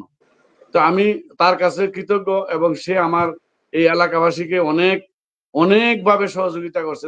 সে কিন্তু একটা সামাজিক লোক, খুব ভালো। আমার তার কথা স্মরণ হচ্ছে এই ফ্যাক্টরির কারণে, কারণ সে অর্গানাইজ ভালো করছে এবং ফ্যাক্টরির গুণগত মান। আমার ফোনের জন্য অনেক সময় দিচ্ছি আমি, দেখেন দেশে বিদেশে। মারওয়া নামটা কিভাবে আসছে আপনাদেরকে বুঝাইতে পারছি তো? মারওয়া নামটা কোথা থেকে? আরেকটা নাম হলো আরবিয়ান নাইট, যেহেতু আমরা আরবি থেকে দেশে থাকি, এটা আরবিয়ান নাইট, যে আমরা নাইটের বেলা আমরা কি ধরনের পারফিউম ইউজ করব সেটা। এই হইলো ব্র্যান্ডের হিস্টোরি আর কি, টোকিও সেট এবং পারফিউম, কিভাবে পারফিউমে আসলাম, এই হইলো আমাদের হিস্টোরি। পৃথিবীর যত নামি দামি লোক আছে সবার পারফিউম ব্যবসার সাথে সম্পৃক্ত আছে। কেউ ডাইরেক্ট করে, কেউ স্টক মার্কেটে করে, কেউ কোনো না কেউ ইউজ করে। সে কারণে সবাই যদি নামি দামি বড় লোক হইতে পারে পারফিউম ব্যবসা করে, আমি একটু ট্রাই করলে মন্দ কি? করলাম। আর আমার ধারণা ছিল যে আমি যদি শুরু করি আমার এলাকাবাসী অনেক ধনী হয়ে যাইব, কারণ আমার থেকে অনেক আমার নাতি পতি ছেলে মেয়ে তৈরি হইব। আর এটা প্রজন্ম, কারণ পারফিউম বলতে চিন্তা করে কি কুমিল্লা, সিলেট। আমি সিলেটের নাম দিয়ে আমি ব্যাঙ্গা দিব, যে সিলেট যদি পারে কুমিল্লা পারবে না কেন? দেখেন বর্তমানে আমার 250 লোক কাজ করে পারফিউম সেক্টরে, 250, এর মধ্যে বেশিরভাগই কুমিল্লা। এইগুলা যেভাবে বাড়তে আছে, হাজি আম্বর আলী আমাদেরকে জন্ম দিছে ডিশের থেকে, ঠিক আছে? এখন আমরা কত হাজার লোক কর্মসংস্থান হচ্ছে স্যাটেলাইটে। এই পারফিউম কুমিল্লার দন্যাকলা আমি জন্ম দিছি। কুমিল্লা আমার আগে অনেক লোকে করে ছোট ছোট, কিন্তু দোকান মেইন রোডে কেউ দোকান দিছে না। শুধু দেরাতে আমার নিচে 5টা ছিল, আরো 2টা ছিল ভিতরে, একটা ছিল অফিস, 7টা। এখন আছে 5টা, নিচে আছে 3টা, 8টা। তো এইভাবে আমরা সৌদি আরব, কুয়েত, কাতার, এই যে পণ্যটা ধরছি, আজকে আমেরিকা, সাউথ আফ্রিকা ছিলাম, ক্যামেরুন গেছি, নিউজিল্যান্ড, অস্ট্রেলিয়া, সব দেশে এটা আমার গর্ব না? আমার মতন মানুষ কত জায়গায় বলেছে। আমার জন্ম হয়েছে কোন জায়গায় আমি তো বলে দিছি। কয়েকদিনের মধ্যে আমার যে ঘরটার মধ্যে আমার জন্ম হয়েছে এটাও আমার ইয়ার মধ্যে আনবো, এই আমার অফিসের মধ্যে রাখবো। কারণ আমি আগে এরকম ছিলাম, এইভাবে লেখাপড়া করছি। চোখের নিচে ছিলাম কখনো, চোখের উপরে ছিলাম কখনো। মানুষ বেশি থাকলে চোখের নিচে, আর কম থাকলে চোখের উপরে। এগুলো তো একটা স্মৃতিচারণ মানুষের, তাই না? আমার অবশ্যই। কাহিনীগুলা মানে এই পঞ্চম পর্বের মধ্যে এটা অদ্ভুত একটা কাহিনী। এবারে সবকিছু আনকমন লাগতেছে না? আমার শুধু এখানে না, আমার প্রত্যেক জায়গার মধ্যে আনকমন। এই যেমন বিউটি ওয়ার্ল্ড এর মধ্যে বুথ দেয়, মানুষে এক স্টাইলে দেয়, আমি আরেক স্টাইলে দিই। আমার এটা আপনার ভিডিও পাঠাই দেবো যে বুথটা কেমন হয়েছে, দেখবেন এটা দেখতে কেমন লাগে। তো এটা হলো পারফিউমের আসার হিস্টোরি আপনাদেরকে। আশা করি আপনারা বুঝতে পারছেন জিনিসটা। আর ব্র্যান্ডের নামগুলো কিভাবে করা হয়েছে। সাফা মারোয়া নামে মারোয়া, মারোয়া একটা ফেমাস নাম। মারোয়া নামটা আমাদের জীবনের সাথে অনেক ওতপ্রোতভাবে জড়িত, এবং এই নামটা শুনলে মানুষ দুর্বল হয়ে যায়। এটার মধ্যে পৃথিবীর মানব জাতির একটা খুব একটা ঘটনা না। তো এই কারণে এই নামটা দিছি মারোয়া, কারণ সারা পৃথিবী, এই কারণে এটা ভালো চলতে আছে। আর আরবিয়ান নাইট দিলাম, আরবিয়ান আরো অনেক হিস্ট্রি আছে। এটা হলো এই পারফিউম ব্যবসার আসার। আপনার সাথে কথা বলে এত ভালো লাগছে, আশা করি যারা লাইভটি শুনছেন তাদেরও ভালো লাগছে। আসলে অনেক অজানা কথা, এবং আপনি যে একজন মজার মানুষ, আপনার কথাই তা প্রমাণ পাচ্ছে। আপনি আপনার স্মৃতি থেকে কিছুই বিলীন করেননি, জন্ম থেকে শুরু করে আলহামদুলিল্লাহ আজকে পর্যন্ত। আপনি যেভাবে আপনার একজন কর্মীর নাম স্মরণ করলেন, যে পারফিউম জগতে আপনাকে কিভাবে চলছি, কোন গাড়িতে ও আমার সাথে ছিল, আমরা বাহারাইন ব্রিজে গেছি, দামামে গেছি, আমরা রিয়াদ থেকে গাড়ি দিয়া, ওইখান থেকে আমরা ব্যাক আসছি। আমাদের সাথে দুইজন লোক মারা গেছে। একজন হইলো আমার আপন মামা, তার নাম হইলো রুহুল আমিন স্বপন বরদুল মৈশান। আরেকজন মারা গেছে হইলো এই দিগল গায়ের ইয়ার ভাই, ওই যে খুরশেদের চাচাতো ভাই, তার নাম জানি কি, সেও 2জন মারাও গেছে। এটাও আমার স্মরণ আছে, ছবি কিন্তু আছে তাদের আমার সাথে। ওরা কিন্তু আমাদের ছোট। ও কিন্তু বিষয়টা ভালো লাগছে যে আপনি যখন আপনার কর্মীর প্রশংসা করলেন, যে পারফিউম বিজনেসের সাইফুলের যে কথাটা উদাহরণ তুলে ধরলেন, এটা তো একটা বিশাল ব্যাপার। এটা একটা বিশাল ব্যাপার। তার অনেক অবদান। সে তো মনে করেন সকাল বিকেল ছুটি নাই, ইয়ে নাই, সকাল ফোনটা করলে সে ধরে লাগবে। তার মধ্যে একটা অর্গানাইজার ভাব আছে, আর তার মধ্যে যে কোনো জিনিস বললে সে একটা জিনিস কিভাবে কাজ করে জানেননি, কোন সে গরম হইতো না, বুঝার চেষ্টা করবো, এবং মানুষকে সে জিনিসটা বুঝাইতে চেষ্টা করে। আপনি দেখেন এর ক্যারেক্টার কিন্তু অনেক ভালো। এই ক্যারেক্টার আল্লাহ তাআলা সব মানুষকে দেয় না। আপনি এর যতই খারাপ বলেন ভালো বলেন, সে কিন্তু আপনার সাথে কোনো হট বিহেভিয়ার করবে না। শূন্য সে আপনার এটা চেষ্টা করবে। আমার জানা মতো সে কোনো খারাপ কাজ করে নাই, বা সে আমাদের সমাজে খারাপ হবে এমন কাজও খুব কমই করেছে। আমি দেখি না। তো এইটা হইলো কারণ। শুনেন, আমরা থাকবো না, এখন আমি সাইফুলের কথা বলবো না, আরো যারা আছে সম্পৃক্ত, রনি আছে, আমাদের তফাজ্জল সাহেব আছে কালাগুচ্ছা, তারা, তফাজ্জল সাহেব 26 বছর কাজ করে আমরা তাকে ফেয়ারওয়েল দিছি। তার অসুস্থতার কারণে তাকে আমরা একটু আগে দিয়ে দিছি। 26 হাজার বুঝে না, যে চেয়ার আইছে এই চেয়ার এবার গেছে, সে আরো চেঞ্জ হয় নাই। তফাজ্জল সাহেবকে চিনছেন নি? কালাগুচ্ছা হাজিব চেঞ্জ হয় নাই। এই যে মানুষগুলো আমাকে তার জীবনের যৌবনটা দিছে, তো তাদের কথা যদি স্বীকার না করে, তা আরেকটা ম্যানেজার তৈরি হইব কেমনি? আরেকটা ম্যানেজার আমাকে বিশ্বাস কেমনি করবো? যে আপনার মতো লিডারশিপের কাছে থাকলে এমনই হওয়ার কথা। লিডার যেমন কর্মী তো তেমনই হবে। হ্যাঁ, আমি একবার সিঙ্গাপুর গেছিলাম চিকিৎসা করতে। তো আমরা যে বেশি ডাইল খাই, পেট ব্যথা করে। আমরা তো মনে হচ্ছে আমার অনেক বড় অসুখ হয়ে গেছে। তো সিঙ্গাপুর যাওয়ার পরে ডাক্তারের সাথে অনেক কথা বলি। তো এইসব পরে আমি বললাম আর কি যে আমার এই সমস্যা এই সমস্যা, আমি যদি ভালো হই, শরীরটা ভালো হইলে আমি এই সেবা করবো এই সেবা করবো। মানে রাজনীতিক কিছু উদাহরণ দিলাম। সিঙ্গাপুরের ডাক্তারের নিয়ম কি জানেননি? সে কথা থেকে শুরু করিয়া কথা, আচরণ, কালার, ভাব, মানে সে সবকিছু আপনার জাজ করবো, লেখবো এতে। আপনি কি কথা বলেন, কতটুকু কথা সঠিক বেঠিক, বা আপনার মাথাটা ঠিক মতো কাজ করতেছে কিনা। তো লাস্টটা সাথে উত্তর দিল যে তুই এই ব্যবসা করছ কেন, তুই তো পলিটিক্স করলে ভালো আছিল, রাজনীতি, তুই এত কিছু জানোস কেমনি? সিঙ্গাপুরের প্রেসিডেন্ট কে, সিঙ্গাপুর মাউন্ট হসপিটালের প্রধান ডাক্তার কে, এটা মাউন্ট এলিজাবেথ। আমি মাউন্ট এলিজাবেথ গেছিলাম। তো আমার বাড়ি কই, আমি অরিজিনাল কোন দেশের, এটা সিঙ্গাপুরের নাগরিক, সে হইলো চাইনিজ। তো সে কয় দেখ তোর কোনো অসুস্থ নাই, তুই বেশি ডাইল খাস, তোরা তুই দেখ এক 7 গ্রাম, তুই 7 গ্রাম ভাত যদি 7 গ্রাম খাস, 1 গ্রাম মল হয়। তুই যদি 100 গ্রাম মাংস খাস, 50 গ্রাম মল হয়। মানে তোরা খাস বাঙালিরা ডাইল, মানে তোরা তো কোথা নিয়ে আসবো, তোরা গ্যাস ছাড়া ব্যথা করবো নি। তোরা খাইবি ভালো জিনিস, যেমন আলু খাইবি সিদ্ধ, ভাত খাইবি যেগুলো নিয়ে আদা সিদ্ধ এবং লাল চাল, আর ডাইল তুই খাইস না। এরপরে থেকে ডাইল বন্ধ, রোগও বন্ধ। আমার ওষুধ দিছে মাত্র 28 টাকা। আমার জীবনের এরপরে আমি হক ডাক্তারের কাছে গেছি 1986 সালে। আমার ওই বুকের মধ্যে ঠান্ডা লাগে, কফ আসতো। তো ডাক্তারে কয়, এক্সরে টেক্সরে করে কয় কি জানোস তুই, এটা হলো ব্রঙ্কাইটিস। ব্রঙ্কাইটিস কি জানোস? ব্রঙ্কাইটিস হলো তুই ধুলাবালির মধ্যে কাজ করবি, আর তুই ঠিক মতো বিড়ি সিগারেট ওয়ালার কাছে থাকবি, তখন তোর বুকের মধ্যে এটি যাইয়া এটা নষ্ট করে তোর এটা থেকে রক্ত আসে, এটা হলো ব্রঙ্কাইটিস।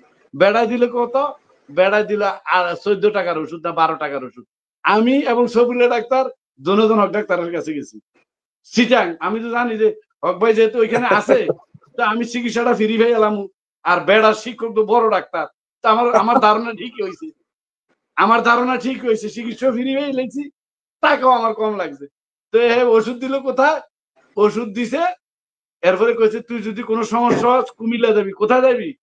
ডক্টর হেদায়তুল্লাহ নামে আসিল, এই যে কান্দিরবারের পুষ্কুনিটা আছে, এটার নামটা নাকি বেবি স্ট্যান্ডার্ড যে ছিল আগে।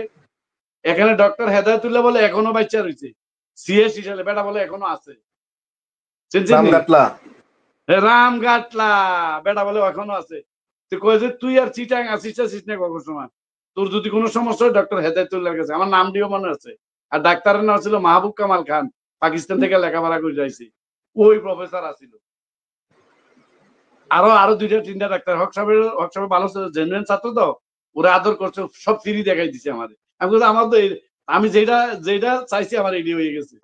শেষে আমার ভাবনা ছিল আমি তো বিড়ি খাই না। আমার আলম ভাইয়া ছিল, চাকরি করতো উত্তরপাড়ার, তো ওর সাথে থাকতাম, বিড়ি টিড়ি ওরা খাইতো, আমরা মাঝে মাঝে হয়তো 2-1টা টান দিয়ে লাইছি। তো এগুলো থেকে আমার এরকম ছিল। শেষে দেখেছে ডাক্তার যেমনি বলছে এমনি ভালো হয়ে গেছে। তো হক ডাক্তার আমারে বলছিল যে দেখ তুই যে সৌদি আরব যাস, ওই দেশের খানা বালা আবার উন্নত, এটি কোনো সময় থাকতো না। বেটা যেমনি কইছে এমনি ঠিক আছে। কত কিছু মনে আসতেছে একটা থেকে একটা, বুঝতে পারছেন? তো আইডিয়া গুলা কিন্তু কাজে লাগছে।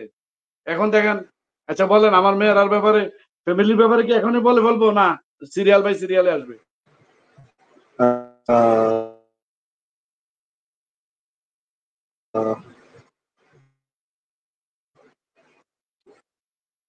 একজন সফল উদ্যোক্তা হতে হলে আলহামদুলিল্লাহ, আসলে ভালো লাগছে আপনার সাথে কথা বলতে পারছি।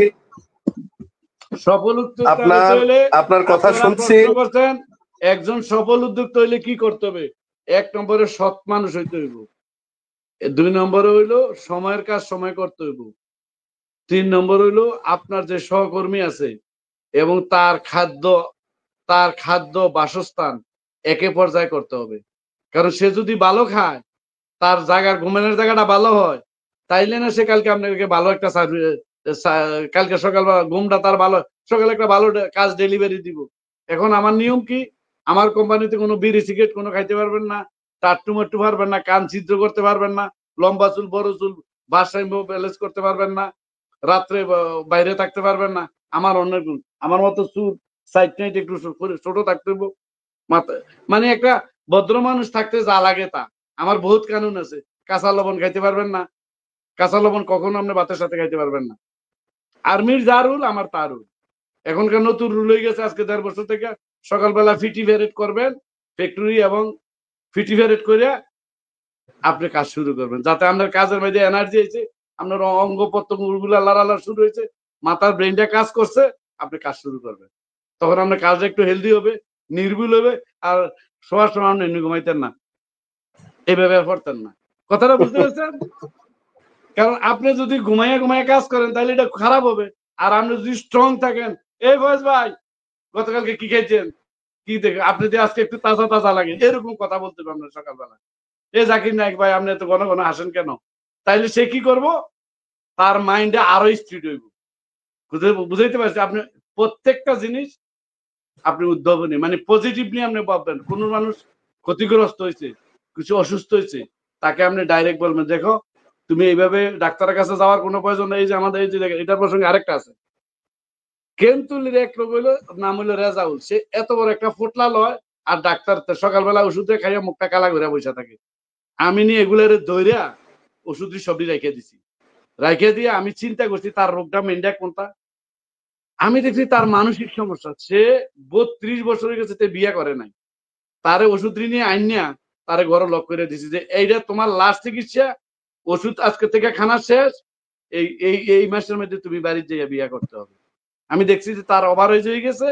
তার আসলে কিন্তু কোনো, কারণ ওষুধ যখন মানুষে খাইবো, ওষুধ খেলে কেউ জানেননি ওষুধের একটা একটা ওষুধ একটা বিষ। এটা খাইলে আপনার বডির একটা, যদি প্রয়োজন হইলে খাইবেন, আপনি এটা কাজ করবো। এই ওষুধ কিন্তু আপনি 3 দিন 7 দিনে বেশি খাইতে পারবেন না। আর প্রয়োজনের বাইরে যদি খান, এটা আপনাকে আরো অসুস্থ করবে। ওষুধ সে কন্টিনিউ খায়, সে খানা বরাবর খায় না, সে সবকিছু করে না। তো এই কারণে পেটটা যাইলে মুখটা কালা করে বলে পেটটা ব্যথা করেছে। আমি তার অবজারভেশন করতে অনেকদিন ধরে, সে তো কোনো কারণ, সে কাজ ভালো করে, নামাজ পড়ে, সব করে। দেখলাম কি সে ওষুধগুলা খায়, ওষুধগুলা তার এফেক্ট করে। সে তার ভাইগুলারে মানুষ করার জন্য সে দিন রাত চিন্তা করে। তার কিন্তু 3টা ভাই আমার কোম্পানিতে আনছে, রেজাউল, তারপরে 3টা ভাইয়ের নাম খেলে 3টা ভাই, কিন্তু তারা 4 ভাই কিন্তু আমাদের এখানে কাজ করছে। 1টা 2টা 3 ভাই। এই ভাইটির জন্য সে সারাদিন অস্থির হয়ে থাকে, ভাইটিরে কেমনি মানুষ করবো এটি। এরপরে আমি ফাইন্ড আউট করলে, আরে তো অসুস্থ না লোক, তো মানসিক সমস্যা। তাই তার ওষুধ রেখে দিয়ে তার ছুটি দিয়ে বিয়ে করাইছি। এখন বাচ্চা টাচ্চা আছে, বর্দুল বিয়ে করছে, এর শালাও আছে। এ হইলো আমার এ হইলো আমার কাজ। আমি আগে লোকটাকে দেখার পরে চিন্তা করি যে এই লোকটাকে কিভাবে মডিফাই করা যায়, তার ক্যারেক্টারটা। যেমন আপনাকে দিলে কি কাজ হবে, আপনার গ্রুপটা দিব। যেমন আপনাদের হঠাৎ পড়ার পরে আপনি দেখছেন তো কতগুলো আমাকে অবজারভেশন দিচ্ছেন, আপনার থেকে আমার কতগুলো পজিটিভ চতুর্দিক থেকে আমার নিউজ আসছে। আপনার একটা লোকে এমন বিহেভ করছে, আমার মনটা ভরে গেছে, আমি আর নামটা বললাম না। ওই লোকটা, হ্যাঁ। তো এটা হলো মানুষের কানেক্টিভিটি। আপনি যদি কোনো কিছু জানেন, আপনি তাড়াতাড়ি এটাকে সরাই দিবেন আরেকজনের কাছে, যে আমি এই জিনিসটা বানাইতে জানি, আমার গ্রামবাসী আরো কেউ বানাক। আমি তো বলছি, সবাই যদি দোকান দিতে চাও তোরা চলে যা, আর যদি যাই জবে করবি আরেক জায়গায়, তো চাইলে যাই লাভ, আমার এখানে কর। নিজে কিছু করতে চান আপনি চলে যান। আর যদি বলে না আপনি জবে করবেন, তো জবের না কেন, 500 টাকা বেতন বেশি লাভ কি? আমার পুরানটা ভালো, নতুনটা যে ভালো করবে এই কোম্পানি আপনি কেমনি বুঝবেন? নতুন কোম্পানিটা যে ভালো হবে এটা কি গ্যারান্টি আছে আপনার? আমি তো আপনার পরীক্ষিত, 10-20 বছর আমার এখানে আছেন। বুঝাইতে পারছি আপনাদেরকে? শুনতে পাচ্ছেন আপনারা? কথা শুনতে পাচ্ছেন? জি ভাই, শুনতে কথা পাচ্ছি। শোনা যাচ্ছে আপনাদের? হ্যাঁ, সাউন্ড শোনা যাচ্ছে? নেট সমস্যা করে। জি আলহামদুলিল্লাহ, এখন শোনা যাচ্ছে। হ্যাঁ, সামটাইমস তো করবে। আর এটা আচ্ছা, লম্বা না, লম্বা তো লম্বা হইলে এরকম জি জি করবে। আমাদের কথা হচ্ছে, আপনি যেটা জানবেন এটা আপনি আরেকজনকে শিখিয়ে দিবেন, তাইলে আপনার উপর থেকে ছাপটা কমলো। যেমন আমি কার্টুন বানাইতে জানি, যদি কার্টুনটা যদি আরেকজনকে শিখিয়ে দেই, সে আমার চেয়ে আরো মডিফাই করবে, তার ব্রেনটা কাজে লাগবে। আমি যে সারা কার্টুন বানাই নিয়ে থাকি, তো আমার পজিশন তো সিপাহী থাকলো। আমি সিপাহী থেকে ক্যাপ্টেন নিব, ক্যাপ্টেন থেকে মেজর, মেজর থেকে কর্নেল, এরপরে মেজর জেনারেল হয়ে যাবো। আমি নিচের দিকে যাওয়া তো কোনো প্রশ্নে ওঠে না। আমি কেন বদলিরে পরিচয় দিব, ম্যানেজারে বারবার চেক করবো কি করে না করে? 2 দিন ম্যানেজারে দেখলে তো বলতাম পারি যে সে ভালো না খারাপ। কয়েকটা আপনি এলোমেলো টাকা রাখবেন, কয়েকটা হিসেব গরমিল করে দিবেন, যাতে সিধা না করতে হলে তো ঠিক নেই। ভালো গোল। হ্যাঁ, আমি এরকম সুর একটা ধরে লেছি না আমাদের মনশাসনের। আমি আমার ওয়াইফ গেছে বাড়িতে, আমার এখানে টাকা দিয়ে গেছে, চায়না টাকা, দুবাই টাকা, আমেরিকার টাকা রাখছি। হঠাৎ আমারে বলতেছে তো আমার কাছে তো কিছু চায়নার টাকা আছে, বদলামু, আমেরিকার টাকা আছে। আমার ওয়াইফ এগুলো এক জায়গায় রাখিয়া গেছে, টাকাগুলা পাইতেছি না। আমি করে টাকা যখন আমার কাছে শেষ করে গেলে, এই লোক থাকে দুবাইতে, চায়নার টাকা আনলো কোথা থেকে? সে যখন আমার কাছে চায়নার টাকা বিক্রি করতেছে তখন আমার সন্দেহ হয়েছে যে ব্যাপার কি, সে চায়নার টাকা কোথা থেকে পাইলো। কারণ টাকা তো এগুলো আমাদের চায়নাতে যাই, আমরা টাকা একটু চেঞ্জ করে রাখি ডোমেস্টিক চলার জন্য। তো এইভাবে আমি যখন বিক্রি করতে আসি আমি ধরে লাইছি রাত্রে, এরপরের দিনে বাদ দিয়ে দিছি। বুঝতে পারছেন চেকটা কেমনি করে? আর নামটা বললাম না, শিক্ষিত লোক আমার সাথে সে থাকতো। জি জি। আমার ওয়াইফ যখন বাংলাদেশে চলে আসছে তারা আমার সাথে রাখছি, তো রাখনে সে আমার কাছে টাকা বিক্রি করতে গেছে, মানে টাকাগুলা যে এলোমেলো রাখছি। তো আমার রুমের থেকে যাইবার সময় আমি খুলতে দেখছি মনে এই টাকাগুলো নিয়ে আমার কাছে ব্যস্ত আছে। এই হইলো একটা উদাহরণ দিলাম আর কি, আরো হাজার উদাহরণ। বর্তমানে আপনার এই সারা বিশ্বে কয়টি রাষ্ট্রের সাথে আপনার ব্যবসা চলছে? পাশাপাশি আপনার কর্মী সংখ্যা কত হবে?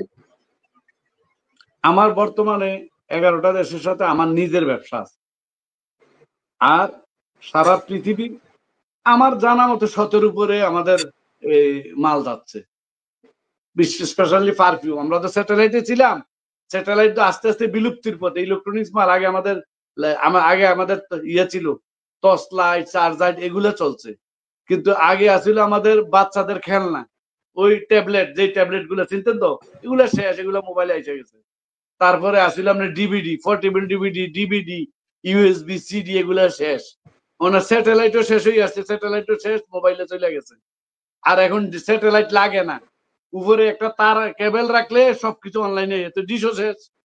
এই কারণে আমি চিন্তা করলাম, আমি তো পৃথিবীর দিনের সকাল থেকে বিকাল বেলা যখন একরকম যায় না সূর্যটা, সকালে উঠ জায়গায় অস্ত যায়, তার বিভিন্ন সময় তার বিভিন্ন রূপ দেখা দেয়। তা আমার জীবনটাও এরকম রূপ দেখা দিবে, তো আমার বিজনেসও এমন রূপ দেখা দিবে। এই কারণে আমি এটারে ডাইভার্স করলাম। আমি রিয়েল এস্টেটে লাগাইলাম, তারপরে পারফিউমিনে লাগাইলাম, লাগিজ, ব্ল্যাঙ্কেট, কম্বল, লাগিজ, ট্রলি, কত রিমোট ব্যবসা, মানে অনেক প্রোডাক্ট। আপনার আমার ওয়েবসাইট আর আমাদের সম্বন্ধে আমার এলাকা জানে, সারা বিশ্বের লোকেরা জানে, কারণ আমি তো দুবাইয়ের হাবে থাকি। আমার জানার মধ্যে পৃথিবীর একটা কান্ট্রি নাই যে আমার মাল যায় না। রিমোট গেছে, রিমোট না গেলে টর্চ লাইট গেছে। বর্তমান দামে মৃত ব্যক্তির কাছে লাগবে আমার মাল, যে মারা যাবে তার আতর দেওয়া লাগতো না, জি, যে জন্মইব তার আপনি একটা গোসল করানো লাগতো না বালা পারফিউম দিয়ে অথবা অয়েল দিয়ে। এখন তো আর আমার কথা হলো, আমার ভাবনাটা ছিল এরকম, আমি যখন কোনো রুমে যাইয়া দেখমু যে আমার কোনো না কোনো একটা পণ্য আছে, আমার তো শত নাম আছে ব্র্যান্ডের, মানুষে জানে না। আর একটা নাম দিলে সমস্যা কি হবে জানেননি? কেউ একটা পছন্দ করবো, আমার মেয়ে পছন্দ করতো না, যে এই নাম বালা না। আমার ছেলে করলে আমার ছেলের বউ করতো না। তো এইবার আমি হাইডিং নাম রাখছি। কেউ বিউটি কুইন দেখছে হলো ইয়ার নাম, কাপড়, আমি যে আবায়ার কাপড় বেশি, বোরকার কাপড়, এটার নাম দিছি ব্ল্যাক কুইন। কারণ যেহেতু এটা কালো কাপড়, তো যারা পরবো তারা যাতে রানীর মতো দেখা যায়, এটার ব্র্যান্ডের নাম দিচ্ছি ব্ল্যাক কুইন। ঠিক আছে তো? তো এরকম ভ্যারাইটি। গড়িও ব্যবসা কতদিন, গড়ি হরেক রঙের ব্যবসা, হরেক রঙের আইটেম, এক একটা প্রোডাক্ট। যেমন মনে করেন আপনি লাগিজ, তো লাগিজটা হইলে তো আপনি হেভি হইতে হবে, তো লাগিজটার নাম দিলাম কি এভারেস্ট। যদি সে এভারেস্ট যায়, আমার লাগিজটা নিলে মোটামুটি কাজ করবে, এটা শক্ত আছে, এই কারণে নাম দিলাম এভারেস্ট। এরপর আরেকটা নাম দিলাম জিম্মাম, যে মানি জেসমিন, আই মানি আমার ছেলের নাম হলো ইফরান, এম মানি মাহবুব, এ মানি আবদুল্লাহ, এম মানি মাইমিউনা, এম মানি মরিয়ম। 6টা ওয়ার্ড দিয়ে একটা ব্র্যান্ড নামাই দিবে, কঠিন নাম। এই হলো আমার স্বল্প জীবনের স্বল্প কাহিনী। যতটুকু পারি মানুষকে চেষ্টা করি, যতটুকু নিজে নিজে উদ্বোধন। এই জিনিসগুলো মনে করেন এটা এত ইজি না, এটা একদিনের ব্যাপার না। তো এই মালটা বানানো একটা ট্রেড নেম দেওয়া, অন্যরা করে এক ধরনের প্যাকেট, আমরা করি আরেক ধরনের প্যাকেট। এই যে দেখেন, এই যে প্যাকেটটা করি আছে না, আপনারা প্যাকেটের কি করেন, পলিথিনটা আমরা বলি সিন কাগজ, এটার এমনি ফাইরা ফালাই দেন না, আমার এটা আপনি ফারতে পারতেন না, আপনি এটা আমার এনে এই আঙ্গুল দিয়ে এটারে ডিভাইডিং করবেন, ডিভাইডিং করে এটারে ফাঁক করে আলাইবেন। এটা আপনার 100 বছরে এই বক্সটা কিছু হইতো না। অন্য মানুষে মার্কেটে গেলে কি করে, একটা নতুন ফটো দিলে একটা পলি ব্যাগ মোছানো থাকে না, বিস্কুট বা যে কোনো কিছু একটা তৈরি, সে এমনি আইয়া ফাইরা ফালাই যে জিনিসটা, রাইট না? আমি দেখেন আমি এটা দেখেন এই যে এটা কাটার দিয়ে কাটছি, বাকিটা এটা নতুন রয়ে গেছে, রয়েছে নি পলি ব্যাগটা, রয়েছে কি না? এটা কিন্তু মাল অলরেডি ব্যবহার হইতে আছে, মাল কিন্তু অলরেডি ইউজড। এই যে দেখেন মাল ওপেন করছি, ব্যাগ একবারে নতুন রয়েছে। স্প্রে করে নেন। হ্যাঁ এই যে দেখেন এটা ওপেন করছি, নতুন রয়েছে। এই যে দেখেন, এই যে আমি কইরা এটারে আবার সুন্দর করে ইয়ার মধ্যে এইটা, এই প্যাকেটটাও থাকবো, এইটাও এইভাবে থাকবো, এই যে এই প্যাকেটটাও থাকবো, এই যে এটার উপরে থাকবো। তাহলে একটা মানুষ যদি আপনার বাসাতে আসে, বলে দেখো ভাই বক্সটা কি সুন্দর, আর বক্সটা আমরা কি করি এমনি ইটা দিয়ে ফালাইয়া দেয়। এই জিনিসটা দেখতে অনেক সুন্দর লাগে না? আমার পচারটা হইলো ভালো হইলো, এই হইলো আর কি জিনিস, জিনিসটা অনেক ভালো লাগতেছে না? এখন আপনি যদি এটারে এই পলি ব্যাগটা খুলে লাইতেন, তাহলে পলি ব্যাগটার মধ্যে ধুলাবালি লাগবো, কালার খারাপ হয়ে যাবো, আর এই তাহলে আমরা সমাজ ব্যবস্থাটা কত খারাপ হবো। এটা আপনি পলিউশন করে কি করলেন, মাটির সাথে এটা মিশবো, মাটির সাথে নষ্ট হবো না? আর যদি আপনি এই ব্যাগটা রেখে দিয়েন, এই ব্যাগটা আমি আরো 20 বার 50 বার ইউজ করতে পারবো একই প্রোডাক্ট। কারণ আমরা যে স্যাম্পল লিয়ে যাই, প্রতিবার যদি আমরা খুলি এটা কালো সালো যদি হয়ে যায়, তো মানুষের মালটার মূল্য কমে দেবো না? এই কারণে আমি বলছি আমার এটা তোমরা এমনি ছিঁড়তে পারবা না, পারতাও পারবা না। আমার এটা এমনি ব্লেড দিয়া কাটার দিয়ে কাটবা সুন্দর করে, এইভাবে রাখবা।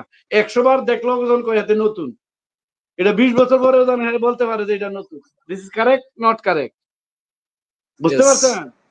এই হইলো আমার বিভিন্ন ধরনের চিন্তা ভাবনা। যে কোনো জিনিস মডিফাই, কার্টুন খোলারটা সিস্টেম খারাপ, কাটার তার একটা, রাখার তার একটা, বুঝতে পারছেন তো? আর পারফিউম দেওয়ার মধ্যেও পার্থক্য আছে। যখন আপনি পারফিউম দিবেন, পারফিউম আপনি কখনো এইভাবে দিতে পারবেন না, এইভাবে না, এইভাবে না। পারফিউম দেওয়ার নিয়ম হলো এইভাবে,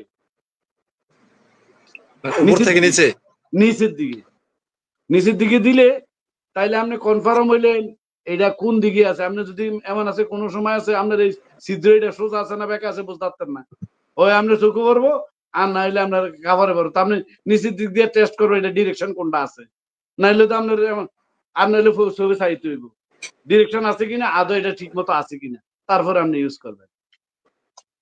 অন্যরা কি করে, পারফিউমটা এখানে দেয়, এটার মধ্যে দেয়, এটা নষ্ট করে ফেলে। আমরা পারফিউম যেহেতু ব্যবসা করবো, আমরা বেশি পারফিউম নিতে পারবেন না। একটা দুইটা তিনটার বেশি স্মেল নিলে আপনার নোজ আর কাজ করবে না, ব্লক হয়ে যাবে আপনার নাকটা। তখন আপনাকে একটা কালো করবে, যত হোক নাক যদি ব্লক হয় 2-3 দিন পরে সারা এটা খুলে না, কারণ এটা ইউজ টু হয়ে যায়। আপনি তো গন্ধ নিতে নিতে আর কোনো গন্ধের বিচার আপনি করতে পারবেন না, এটা ভালো গন্ধ না খারাপ গন্ধ, বুঝতে পারছেন? জি, এই হইলো আপনার আজকের এই লাইভ কিন্তু সারা বিশ্ব থেকে দেখছে। জি জি, অনেক শুভাকাঙ্ক্ষীরা আপনাকে সালাম দিচ্ছে। আসলে অনেক কমেন্টস, সব কমেন্টস তো আমাদের পক্ষে নিতে গেলে অনেক সময় লাগবে, তবে আপনাকে মানুষ এত ভালোবাসে আজকে প্রমাণ পাওয়া যাচ্ছে আর কি। আমাদের লাইভটি অনেকেই দেখছে, বিশেষ করে আমার আরেকটা বন্ধু আছে খোরশেদ, বিশেষ করে কালামের ভাই খোরশেদ, ও আমার জীবনে কিন্তু ওই বেচারও একটা উপকার করছে। কারণ খোরশেদের আমরা পরামর্শ করে দোকানের দিকে গেছিলাম, খোরশেদ কিন্তু আমার সাথে মাঝে মাঝে এসে থাকতো, একসাথে দুজন দুষ্টামি করতাম। খোরশেদের থেকে শুরু করে এই শেয়ার, ওই খোরশেদ আছিল আমাদের সাথে এক শেয়ার, আমার এটা মনে ভুলে গেছি। খোরশেদ আমার শেয়ার আছিল, কথা আপনি স্মরণ করছেন, শুরুতেই স্মরণ করছেন, স্মরণ করতে, কিন্তু পার্টনারের সাথে উল্লেখ করিনি। পার্টনারের নাম মন্ডা খেয়াল আছে আমার মনে হইছে, সে কিন্তু পার্টনার আছিল। আজকের লাইভ আমাদেরকে শিক্ষা দিয়েছে, আজকের লাইভ আমাদের শিক্ষা দিচ্ছে যে আসলে আমরা যত বড়ই হই, আমরা আমাদের স্মৃতিতে ভালো মানুষের গুণ হচ্ছে অতীতকে স্মরণ রাখা, যা আপনি প্রতিটা পয়েন্টে পয়েন্টে রেখেছেন। আপনার ছোটবেলার যারা আপনাকে উপকার করেছে, আপনার কর্মীরা যারা আপনাকে ভালো করছে, প্রত্যেককে আপনি আপনার কৃতজ্ঞতায় রেখেছেন। এখন লাইভটিতে অনেকেই দেখছেন, বিশেষ করে আপনার সৌদি আরবের যিনি দায়িত্ব পালন করেন আমাদের মিজানুর রহমান ভাই, উনি লাইভটিতে রয়েছেন। আপনার জসিম ভাই লাইভটিতে রয়েছেন, আমাদের ফরিদ ভাই দনোয়াখলার সন্তান, সৌদি আরবে থাকতেন, উনিও লাইভটিতে রয়েছেন। ফরিদ ভাইকে চিনবেন, হচ্ছে আমাদের রকি ডাক্তারের ছেলে ফরিদ ভাই। এবং আমাদের আরো অনেক, আমার শুভাকাঙ্ক্ষী। জি জি জি, আরো অনেকেই আছে আমাদের। এই দুবাই থেকে দেখতেছেন আমাদের জাকির ভাই, ওনার বাড়ি হচ্ছে আবিদপুর। অনেক এরকম অনেক, এমডি মহসিন সেলিম, উনি সালাম দিয়েছে, অনেকেই সালাম দিয়েছে। আমরা সবাইকে সালামের উত্তর দিচ্ছি, ওয়ালাইকুম আসসালাম, কৃতজ্ঞতা প্রকাশ, ধন্যবাদ সবাইকে। এরপরে আমাদের মফিজ ভাই দেখছে লাইভটি, আমাদের হুমায়ুন কবির, আপনার সৌদি আরবে সম্ভবত আপনার আছে, আপনার কর্মী হুমায়ুন কবির ভাই, জসিম ভাইয়ের ভাই, ছোট ভাই। ইকবাল মুন্সি, এমডি স্বপন, মাহবুব পারফিউম, অনেকেই দেখছেন, জাকির হোসেন চৌধুরী, অনেকেই দেখছেন। আমাদের হান্নান দেখছেন, মাশাআল্লাহ। হান্নান কিন্তু চিনতে পারছেন আপনি, আমাদের হান্নান। তারপর হান্নান হচ্ছে আমাদের মুন্সিবাড়ির, আমাদের মুন্সিবাড়ি, দোনোয়াখলা মুন্সিবাড়ির হান্নান। জি জি, চিনছি। জি জি জি, আমার অনেক অনেক অনেক প্রিয় লোক। তারপর হচ্ছে ইউসুফ ইসাক সুমাইয়া, সে ইতালি থেকে দেখছেন, আমাদের সেলিম কবিরাজের কাকার ছেলে, উনি তো দুনিয়ার সফর শেষ করেছেন।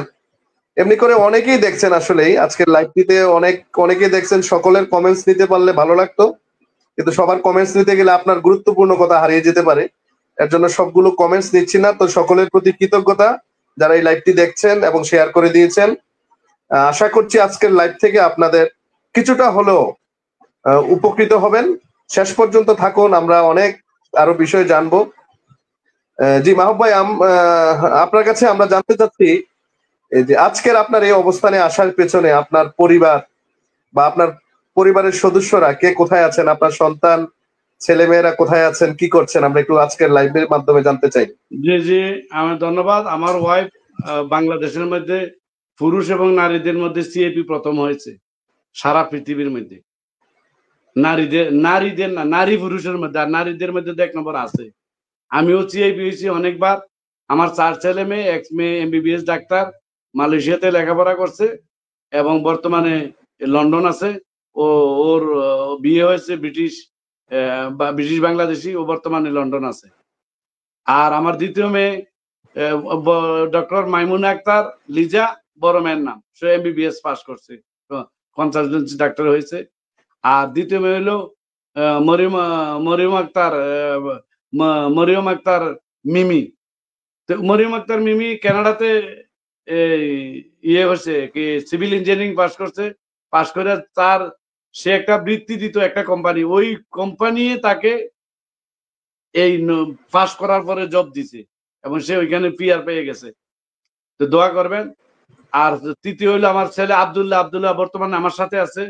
সে আয়ারল্যান্ডের একটা ইউনিভার্সিটিতে লেখাপড়া, হেরিওটার্ট ইউনিভার্সিটি, এটা পৃথিবীর মধ্যে 19তম। তো ওইটার মধ্যে লেখাপড়া করে বিজনেস ডেভেলপমেন্ট নিয়ে ম্যানেজমেন্ট, এটা এমবিএ থেকে বড়। ওইটার পরে লেখাপড়া করে বর্তমানে আমার সাথে আছে, ফেয়ারে আসছে, লাস ভেগাস এএসডি ফেয়ারে। তারপরে নাম্বার 3, এটা হলো নাম্বার 3, আমি যে ব্যবসা করি সে কেমিক্যাল ইঞ্জিনিয়ার লেবারে আমেরিকান ইউনিভার্সিটিতে সারদা, কিন্তু সার্টিফিকেট আমেরিকা থেকে যাবে। আমি চাই না যে আমার ছেলেরা আবার দেশে যাক, বিদেশে যায় যদি বিয়ে শাদী করে না যায় তো আমার তো সমস্যা হয়ে যাইব। এই কারণে ওরা বহুত চেষ্টা করছে বাইরে যাওয়ার জন্য। আমি না, ছেলেটি যাইবো, ছেলেটি দেশে থেকে করবো, আর মেয়েরা দেশে যাইবো। তো মেয়েরা তো ভালো আছে, আর মেয়ে তো আমাদের মেহমানেরা তো বিদায় দিতে হইবে টুটে টুমুটু। কিন্তু মেয়েরা এই হইলো আমার 4 জন ছেলে সন্তান, আমার স্ত্রী আমার সাথে আছে। আর বর্তমানে আমার ছোট ছেলে বর্তমানে আছে এই বাড়িতে দুবাইতে। একসাথে আমি চাই না যে আমার সব ফ্যামিলি একসাথে চলাচল করি, বুঝতে পারছেন তো? ঝুঁকি নিতে চাই না। ছেলে ওইখানে আছে, এখন আমরা 2 জন আছি, আমরা 4 জন আছি। সব আল্লাহ তাআলা যেভাবে রাখুক। ছেলেটা ওইখানে আছে, আমার ম্যানেজমেন্টটা করতে আছে বর্তমানে। আমার যে ছেলে, ছোট ছেলে ইফরান, আমার ছেলে তো সবগুলো বড় হয়ে গেছে, জানেন আপনি। আমার ছোট ছেলের বয়স 21 বছর কাছাকাছি। আর বড়টি আরো বড়, আর বাকি উল্লেখ করলাম না। তা আমার হলো এই ফ্যামিলি স্ট্যাটাস, আল্লাহ আমাকে অনেক সুখে রাখছে। মানে একটা মানুষের জীবনে যা কিছু পাওয়ার, অতীতের হজ করছি, পৃথিবীর কত দেশে গেছি, শুধু 2-4টা দেশ দামি ছাড়া আমার পৃথিবীর বেশি দেশ আর বাকি নেই। 2-4টা দেশ ছাড়া। আর কত দেশের নিউজিল্যান্ডের ভিসা লাগছে, ভিসা এক্সপায়ার হয়ে গেছে, আমার কাছে টাকার সময় নাই। নিউজিল্যান্ডের ভিসা লাগাইতে কত কষ্ট, বাংলাদেশে কয়েক লক্ষ টাকা আমার খরচ হয়েছে, কিন্তু আমি সময়ের জন্য যাইতে পারছি না। 1 বছর আসিল মেয়াদ, 1 বছরও যাইতে পারছি না। চিন্তা করেন, এটা অবশ্যই কথা নিকন না। নিউজিল্যান্ডের ভিসা 60 জনের লাগছে, আবার অ্যাপ্লিকেশন করতে হবে। অস্ট্রেলিয়ার সে ভিসা লাগছে, আমার 2 ছেলে যায় নাই, এও শেষ হয়ে গেছে। পৃথিবীটা কেমন দেখেন, কেউ মানুষ যাওয়ার জন্য লক্ষ লক্ষ টাকা খরচ করে, আর আমরা ভিসা লাগাইছি গেছি না। অদ্ভুত না? এই হলো আমার ছেলে সন্তান। বলেন নেক্সট। আর একজন তো ইঞ্জিনিয়ারিং কাজ করে, আরেকজন এমবিবিএস ডাক্তারি করে, আরেকজন তো বললাম কেমিক্যাল ইঞ্জিনিয়ারিং লেখাপড়া করে, আবার ব্যবসা করে। আমার ছোটটা এটা রিয়েল এস্টেট এবং ম্যানেজমেন্ট করে আমার সাথে, আর বড়টাও রিয়েল এস্টেট করে। আমরা দুবাইতে রিয়েল এস্টেট বলতে আমাদের বিল্ডিং গুলো আমরা ভাড়া দিই আর কি।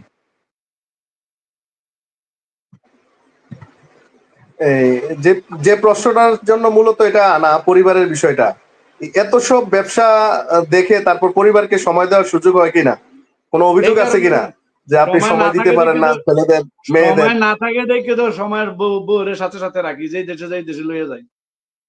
এটা এই যে আমরা কথা শুনতেছি না, সে এখন নিচে নাস্তা করতে গেছে, নাস্তা শেষ, আমি আর আজকে নাস্তা করতাম না, নাস্তা 10টায় শেষ, 10টা 18 হয়ে গেছে, 10টা 18 হয়ে গেছে। আচ্ছা আচ্ছা, পার্সেল নিয়ে আসতে বলেন আপনার জন্য। হ্যাঁ, পার্সেল নিয়ে আসবো, বলা লাগতো না, সে নিয়ে আইবে, শিকারি লোক। তাহলে আপনার বিরুদ্ধে কোনো অভিযোগ নাই, পরিবারকে আপনি সময় দেন? ওই অভিযোগ থাকলে কেমনি দিব? সে লইয়াছি, ভাড়া দিছি, প্লেন ভাড়া, টিকিট, ছেলেরে আরেক রুম রাখছি, আমি এই রুমে তাই। এতটুকু পৃথিবীর 20,000 লোক একজন লোক থাকতে পারেন এরকম কন্যা। তার জন্য আলাদা গাড়ি আছে, আলাদা ড্রাইভার আছে, সে নিজে ড্রাইভিং লাইসেন্স। আমরা পরিবারে 6 জন, তো 6 জনের ড্রাইভিং লাইসেন্স আছে আমাদের। 6 জনের মধ্যে 6 জনের ড্রাইভিং লাইসেন্স, 6 জনের গাড়ি চালাই। আল্লাহ যতটুকু করছে মোটামুটি স্ট্যান্ডার্ডে আছে। জি আলহামদুলিল্লাহ। আসলে লাইভটিতে অনেক কমেন্টস রয়েছে, সবাই আপনাকে সালাম জানাচ্ছে, শুভেচ্ছা জানাচ্ছে। আমি যে লাইভে আসবো আমি কাউকে জানাইতে পারছি না। আপনি জানালে হয়তো আরো বেশি সংখ্যক মানুষের উপস্থিতি পাওয়া যেত। অনেক লোক, আলহামদুলিল্লাহ। আপনি সবাই যারা লাইভটি দেখছে তাদের উদ্দেশ্যে আপনি কিছু বলুন, যারা আপনার লাইভটি দেখছে আপনাকে কংগ্রেচুলেশন জানাচ্ছে। আমি আমার জীবনে, ক্ষুদ্র জীবনে আমি যা কিছু করছি ভালো মন্দ, এটার বিচারক আপনারা। আর ভালো যত গুণ আছে এগুলো আপনারা ফলো করবেন, আর খারাপ যত দিক আছে আমার এটা বর্জন করবেন, কারণ ভালো মন্দই তো মানুষ, তাই না? আর আমার এই ক্ষুদ্র জীবনে আমি যতটুকু করেছি, কি লাভ হবে কি লস হবে এটা আমার কোনো ভাবনা নাই। আমি 2 দিন আগে কত রাত্রে একটা ব্যাপারে বলছি, আমরা ভাবনাটা এটা আমি লাইভে বলতেছি না, যে আমার তো কোনো কিছুর প্রয়োজন থাকলে তো আমি দন্যাগলা আরো অনেক কিছুই করতে পারতাম। আরো অনেক সম্পত্তি বাংলাদেশে দন্যাগলা কিনলে কিনতে পারি না, কিনি নাই। আমার যতটুকু প্রয়োজন এতটুকুই আমার দরকার। আমার দরকার হলো মানুষ কিনে, যেখানে নিপীড়িত মানুষ, যেখানে মানুষের শিক্ষার অভাব, কুসংস্কার, যেখানে মানুষ খেতে পাচ্ছে না, তাদের। আমার একটা বৃদ্ধাশ্রম আছে গাইবান্ধাতে। কোথায় গাইবান্ধা, কোথায় দন্যাগলা, বৃদ্ধাশ্রমের মধ্যে অনেক লোক, তো ওই বৃদ্ধাশ্রমটা আমরা চালাই। জি, আমরা সামাজিক কাজ নিয়ে আপনার কাছে জানতে চাইবো। আলহামদুলিল্লাহ, আপনি প্রবাসে থেকেও এই ব্যবসা বাণিজ্য আলহামদুলিল্লাহ উদ্যোক্তা হিসেবে সফল হয়েছেন, করোনার সময় একজন সফল মানুষ হিসেবে দাঁড়িয়েছেন। আপনি করোনার সময় সাইফুল নেতৃত্ব দিচ্ছে, আপনি নেতৃত্ব দিচ্ছেন মনে হয়। এই যে করোনার এই সবকিছু, আমরা তো মনে হয় গ্যাস দিছিলাম না, গ্যাস তো আমরাও দিছিলাম আপনাদের মাধ্যমে, রাইট? তখন তো আমরা ইউনাইটেড। আপনারা আমাদের আবেদন থাকলে আপনারা গ্রাম অঞ্চল ইউনাইটেড রাখবেন। ভালো মন্দে মানুষ দোষে গুণে, সৎ মানুষ আরেকজনকে সৎ শিখে, খারাপ মানুষকে খারাপ মানুষকে ভালো করার জন্য চেষ্টা, যেটা না পারেন আমারে ফোন লাগাই দিবেন, আমি চেষ্টা করবো ভালো করে দিতে। দেখছেন তো একজন কিভাবে বিয়ে করাই এর মাথা ঠিক করাই দিছি এবং ট্যাবলেট একবারে ক্যান্সেল করে দিছি, এরপরে এর বাড়িতে পাঠাইছি। খেয়াল আছে তো, এর নাম হলো রেজাউল, বাড়ি ক্যান্তলি। এর দুই ভাই এখনো কাজ করে আমাদের, আমজাদ আরেকজন হলো, একজন দুবাইতে, একজন মনে হয় কাতারে। জি বলেন। সমাজ ব্যবস্থা আসলে আপনারা অবশ্যই বিভিন্ন মাধ্যমে জানতে পারেন যে সমাজ ব্যবস্থা আসলে মাদকের ছড়াছড়ি। না, এই এটা মাদক থেকে মানুষের আমাদের যুবকদেরকে কিভাবে মানে আমরা সরাতে পারি, এই বিষয়ে আপনার কোনো মূল্যবান পরামর্শ যদি থাকে আপনি এটা দিবেন প্লিজ। সহজ। এটা হলো আপনার সামাজিক সচেতনতা এবং তাকে কাজের আওতা, যে লোকটা এই কাজ করে তাকে একটা ভালো কাজ দিতে হবে, এবং যদি সে এটা না মানে তাকে আমাদেরকে বয়কট করতে হবে। পৃথিবীতে এমন কিছু নাই যে কাজ পারা যায় না, কিন্তু সে একদিন দুই দিন। নিজামুদ্দিন আউলিয়া তো কিভাবে মানুষের দিকে খেয়াল আছে তো, এতে সারা বছর ডাকাতি করতো, লাস্টের দিনে কত বড় বুড়া। হে যদি হইতে পারে তো এগুলো তো কিছুই না। এটাও তো নিজামুদ্দিন আউলিয়া তো এরকমই আছিল, বড় ধরনের একটা সমস্যা ছিল না। তারপরে সে কিভাবে বাইজুদ মুস্তামির মাধ্যমে হয়ে গেল। নিজামুদ্দিন আউলিয়ার মনে ডাক নাম বাইজুদ মুস্তামি ছিল, রাইট? তো এইটাই তো, সব যদি হয় তাহলে এটা হবে না কেন? কবের এখন আমরা জি জি প্লিজ বলেন। যে লোক সমাজের সাথে আপনি খাইতে আসছেন না, আমারে লাগাই দিয়েন বা আমাকে বললেন যে এই লোক, আমি চেষ্টা করব। আমার পক্ষ থেকে ক্ষুদ্র সব শ্রেণীর লোকের সাথে আমরা চলাচল করি, কারণ তারা তো সমাজের মানুষ। আমরা তো একটা পাগলকে আমরা ইগনোর করতে পারবো না, একটা পাগলকে আমি ধাক্কা দিতে পারবো না। তাকে যতক্ষণ পর্যন্ত আমরা সুস্থ এবং তাকে আমরা সবল না করতে পারি, কারণ সে সেন্স থাকলে তো আর পাগল হইতো না, তাই না? একটা মাদক যেই লোক সেবন করে, সে জেনে না জেনে সে এখানে গেছে, কিন্তু তাকে সুস্থ করার দায়িত্ব আমাদের।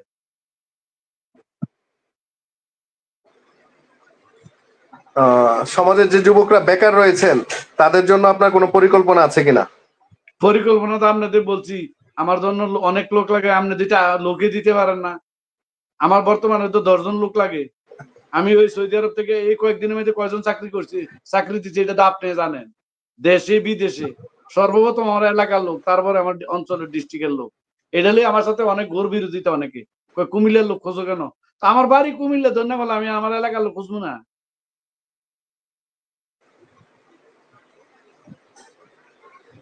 দেখ আলহামদুলিল্লাহ, আসলে আপনার গ্রামের প্রতি এবং জেলার প্রতি যে আপনার মায়া, এটা সত্যি অসাধারণ।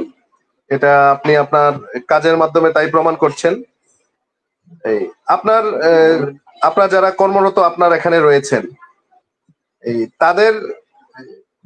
তারা যে ন্যায্য অধিকার পাওয়ার, কখনো কেউ তারা ন্যায্য অধিকার থেকে বঞ্চিত হয়েছে কিনা, বা আপনার কি তেমনটা কখনো ফিল করেছেন কিনা? আমার ন্যায্য অধিকার থেকে বঞ্চিত হয়েছে না হয়েছে এটা তারা বলতে পারে। আমি আমার কোনো অংশে আমি বললাম না, আমি যদি একজনকে অধিকার থেকে বঞ্চিত করি, তো এই মেসেজটা যদি আরেকজনের কাছে যায়, তো ওই লোকটা কি শিখলো? যে বসে এই মানুষের পানাটা দেয় না, তাহলে আর কোনো ভালো লোকের আপনার কাজ করাইতে পারবেন?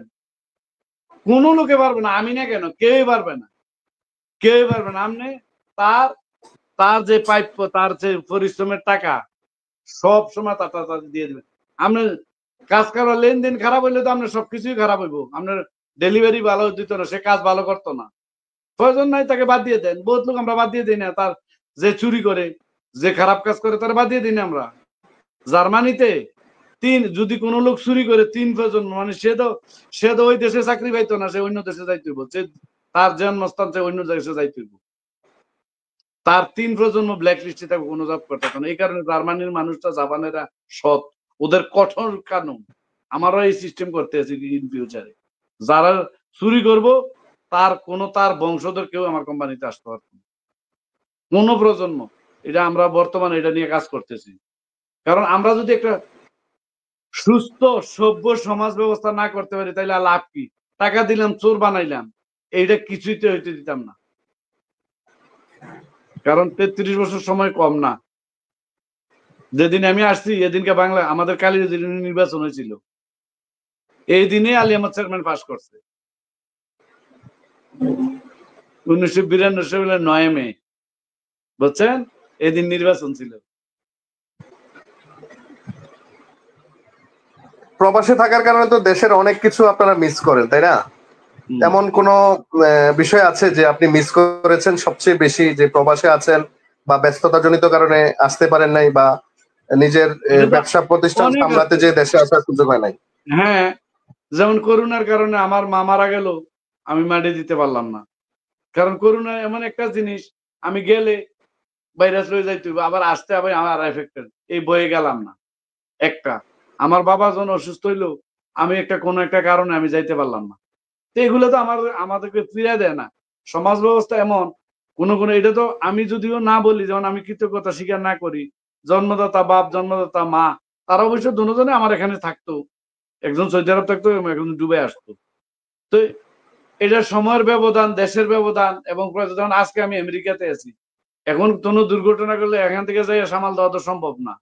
আর কেউ যদি আমার আপন লোক মারা যায়, মাটি দেওয়া সম্ভব না। যদি ইচ্ছা প্রকাশ করি তাহলে সম্ভব, রাখতে হবে। তো হুজুরদের তো অনেক কিছু বাধ্যবাধকতা আছে, এটা অনেক কিছু আর কি, এগুলো তো আমাদের মনে কষ্ট দেয়। আরো অনেক আপনারা এত বড় মাহফিল করছেন, আজকে যদি দেশে থাকতাম ওই প্যান্ডেলে তো আমরা থাকলামও। জি আলহামদুলিল্লাহ, আলহামদুলিল্লাহ।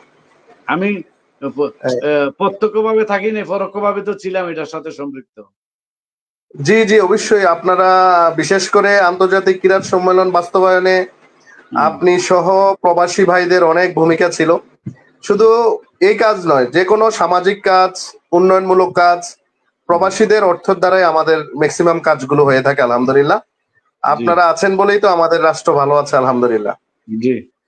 আমি যে জিনিসটি এখন আপনার থেকে জানতে চাইবো, যে ধর্মীয় যে বিষয়গুলো, আপনি দেখলাম যে পারফিউম বা বিভিন্ন প্রতিষ্ঠান করতে যেও আপনি ইসলামকে আলহামদুলিল্লাহ গুরুত্ব দিয়েছেন।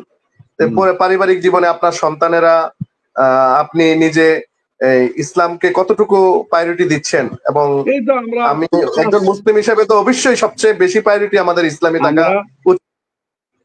আমরা তো দেখেন, আমরা 5 ওয়াক্ত নামাজ পড়ি, চেষ্টা করি, কোনো সময় কাজা করি। আর আমাদের যে দৈন্যকলা গ্রামে আমাদের এই যে ছাত্রাবাসটা তৈরি করছি, আর আমাদের যে বাড়ির মসজিদরা, আরো কত হাজার বড় হাজার মসজিদে ডোনেশন, প্রত্যেক মসজিদে যেটা ডোনেশন করি আমরা লেখা রাখি।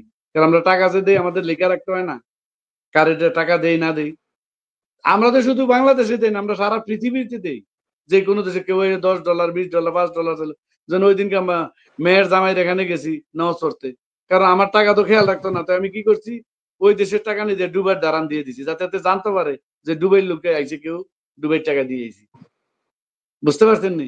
কারণ টাকা তো ভাগ করলে সব দিয়ে একে, যাতে বুঝতে পারে যে দুবাইয়ের লোক, এতে তো টাকা এটা হাতাইতেছে। আমি বলে ভাই, এটা অনেক দাম, লন্ডনের টাকা থেকে দুবাইয়ের টাকা অনেকটা আছে, তোমার দুবাইটা দিয়া যায়, যাতে আমার কথা স্মরণ করো। লন্ডন মসজিদে দিয়েছি, কি বুঝলেন? লন্ডন, ওমা, যে দেশে যায়, যেমন আমেরিকা আছে, আমেরিকা 10 টাকা, 5 টাকা, 1 টাকা দেই, সমস্যা কি? সম্পৃক্ত না থাকার কথা। আপনার উল্লেখযোগ্য যে মানবিক কাজগুলো বা যে প্রতিষ্ঠানগুলো রয়েছে বাংলাদেশে কাজ চলছে, এমন প্রতিষ্ঠানগুলো মানে সারা বছর ব্যাপী কাজ করছে। আমাদের কালীবাজার স্কুলের নারায়ণ স্যার ছিল না? জি। একটা হিন্দু মন্দির হইতেছে ইয়াতে, কোটবাড়িতে যাওয়ার সময়, এই ফায়ারের উপরে, জানেন কি জানেন না? বড় একটা মন্দির হয়েছে, এটার মধ্যে আমার ডোনেশন আছে, এটার মধ্যে আমার বড় অ্যামাউন্টের ডোনেশন আছে। এই মন্দিরও আমি টাকা দিছি। আমার কাছে ধর্ম বড় বিষয় না, বিষয় হলো যে আমাদের রাসূল যেটা বলছে, এক একজন এক এক ধরনের ধর্ম, যার যেই ধর্ম তার, সে আমার শিক্ষক। নারায়ণ স্যারের এই মন্দিরে আমার অনুদান আছে। মসজিদ, মন্দির, পাগুডা যেটা আছে, পাগুডা তো আছে দুবাইতে, চট্টগ্রামের লোকেরা। প্রত্যেকে, আমরা তো একটা সমাজের মধ্যে আছি, তারা তো আমাদের লোক। আমরা তো একদিন বসবাস করি না, 1000 বছর ধরে করতেছি তাদের সাথে, ঠিক না? তাদের আংশিক প্রাপ্য আছে না, তারা আমাদেরকে বিয়েতে দাওয়াত দেয়, আমরা তাদেরকে দিই। আমাদের অনেক প্রতিষ্ঠান সম্বন্ধে তো আপনি জানেন, আরো আমাদের পরিকল্পনা আছে। পরিকল্পনা বললে আবার কাজ করে না, করার পরে জানলে ভালো, ঠিক আছে কিনা? জি জি, আমরা এটাই প্রত্যাশা করি আপনাদের মানবিক কাজে আপনারা যত বেশি সম্পৃক্ত হবেন, ততই আমাদের বিশেষ করে দুস্থ এবং অসহায় পরিবারগুলো, যে পরিবারগুলো এখনো দিন আনে দিন খায়, এমন অসংখ্য পরিবার রয়েছে, তাদের কল্যাণ হবে। আশা রাখছি আপনারা ভূমিকা রাখলে ইনশাআল্লাহ আমাদের অন্ততপক্ষে আমাদের গ্রামে যেন অসহায় ও দুস্থ পরিবার না থাকে, এবং আমাদের গ্রামের কেউ যেন জাকাত নিতে না হয়, এমন একটি পরিবেশ তৈরি হবে, এটা প্রত্যাশা রাখি। এটা আপনাদের হাত ধরেই সম্ভব। হ্যাঁ, আজকে আমি আরেকটা আমার রিকোয়েস্ট, আজকে আপনি আর কোশ্চেন করেন না, এখানে অনেক সময় হয়েছে, নাম্বার 1। নাম্বার 2, আমাদের কাজ আছে, আর আজকে করলে লম্বা হয়ে যাবে। আমরা আরেকটা দিন দিবেন, আরো যে বাকি প্রশ্নগুলা করবেন, আগে যেটি করবেন এটি শর্ট ছাইরা দিব, আর যেটি বাকি রয়েছে এটি করেন। ঠিক আছে ইনশাআল্লাহ। যারা লাইভ থেকে বিদায় নিতে থাকবে, ঠিক আছে কিনা? কারণ লম্বা বেশি হয়ে গেলে মানুষ তো ব্যস্ত, হ্যাঁ, কারণ রাত্রে বেশি গেছে তো, কারণ তাদের ঘুমাইতে হবে, তারা কালকে ডিউটিতে, অনেক লোক। হ্যাঁ, আজকে এখানে বিদায় করে দেন আমাদেরকে। যারা লাইভটিতে ছিলেন সকলের প্রতি কৃতজ্ঞতা। আলহামদুলিল্লাহ, আমরা চেষ্টা করেছি একজন সফল উদ্যোক্তার জীবনের কিছু গল্প আপনাদের সাথে শেয়ার করার। আশা করছি এর থেকে উপকৃত হবেন আপনারা। তার মাঝেও আমাদের এই লাইভ চলাকালে আমাদের কোনো কথায় যদি আপনাদের মনোপুত না হয় বা আপনারা কষ্ট পেয়ে থাকেন, তার জন্য আমরা চেষ্টা করছি যে আসলে আমরা বিভিন্ন জনকে এনে বিভিন্ন বিষয়গুলো, আইডিয়াগুলো নিয়ে যেন আমাদের সমাজ ব্যবস্থা উপকৃত হতে পারে, আমাদের যুবকরা উপকৃত হতে পারে এবং আমরা উপকৃত হতে পারি।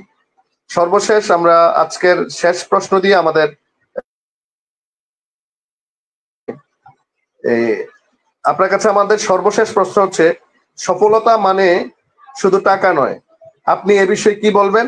এবং এই প্রশ্নের উত্তরের মাধ্যমে আজকে আমাদের লাইভের কার্যক্রম শেষ হবে ইনশাআল্লাহ।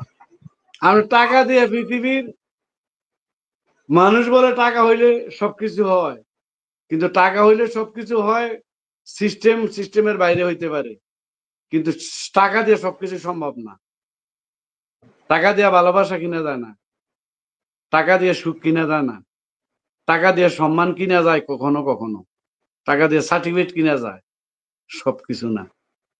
সবকিছু করতে হলে আমরা মানুষের সাথে সম্পৃক্ত থাকতে হইব, সততা থাকতে হইব, সৎ মানুষ প্রমাণ করতে হইব। আর প্রমাণ যতটুকু নিতে পারেন করবেন। আর পৃথিবীতে মৃত্যু বলে না, কলিজাবাজি করে দিল বা ফ্যামিলির সম্ভব হয় না, মানুষকে উপকার হয় না। এটার জায়গায় থাকবো, আপনি আপনার জায়গায় থাকবেন। আপনার যা করার, রবীন্দ্রনাথ ঠাকুর একটা কথা বলছিল, তোমার ডাক শুনে কেউ যদি না আসে রে, তবে একলা চলো রে। তো আপনার কথা শুনুক আর না শুনুক, আপনার গান বাজাইতে থাকবেন। দিস ইজ দ্য আপনার, যেমন আপনারা যেটা করতেছেন সেটি, কে কি বলুক না বলুক দরকার নাই, আপনারা কাজ করতে থাকেন, প্রচার এবং প্রসার। ধন্যবাদ সবাইকে। অনেক অনেক কৃতজ্ঞতা আপনাকে, আপনার প্রতি। এবং আজকে যারা আপনার স্মৃতিচারণ দেখে আনন্দিত হবে, খুশি হবে, তাদের প্রতিও কৃতজ্ঞতা। ইনশাআল্লাহ আমরা পরবর্তীতে আবারও কোনো একদিন লাইভে আসবো এবং প্রবাসটা চলমান থাকবে ইনশাআল্লাহ। ইনশাআল্লাহ পরে আমরা দিন আর কি। ওকে, খোদা হাফেজ। আসসালামু আলাইকুম। আসসালামু আলাইকুম ওয়া রাহমাতুল্লাহ। ধন্যবাদ।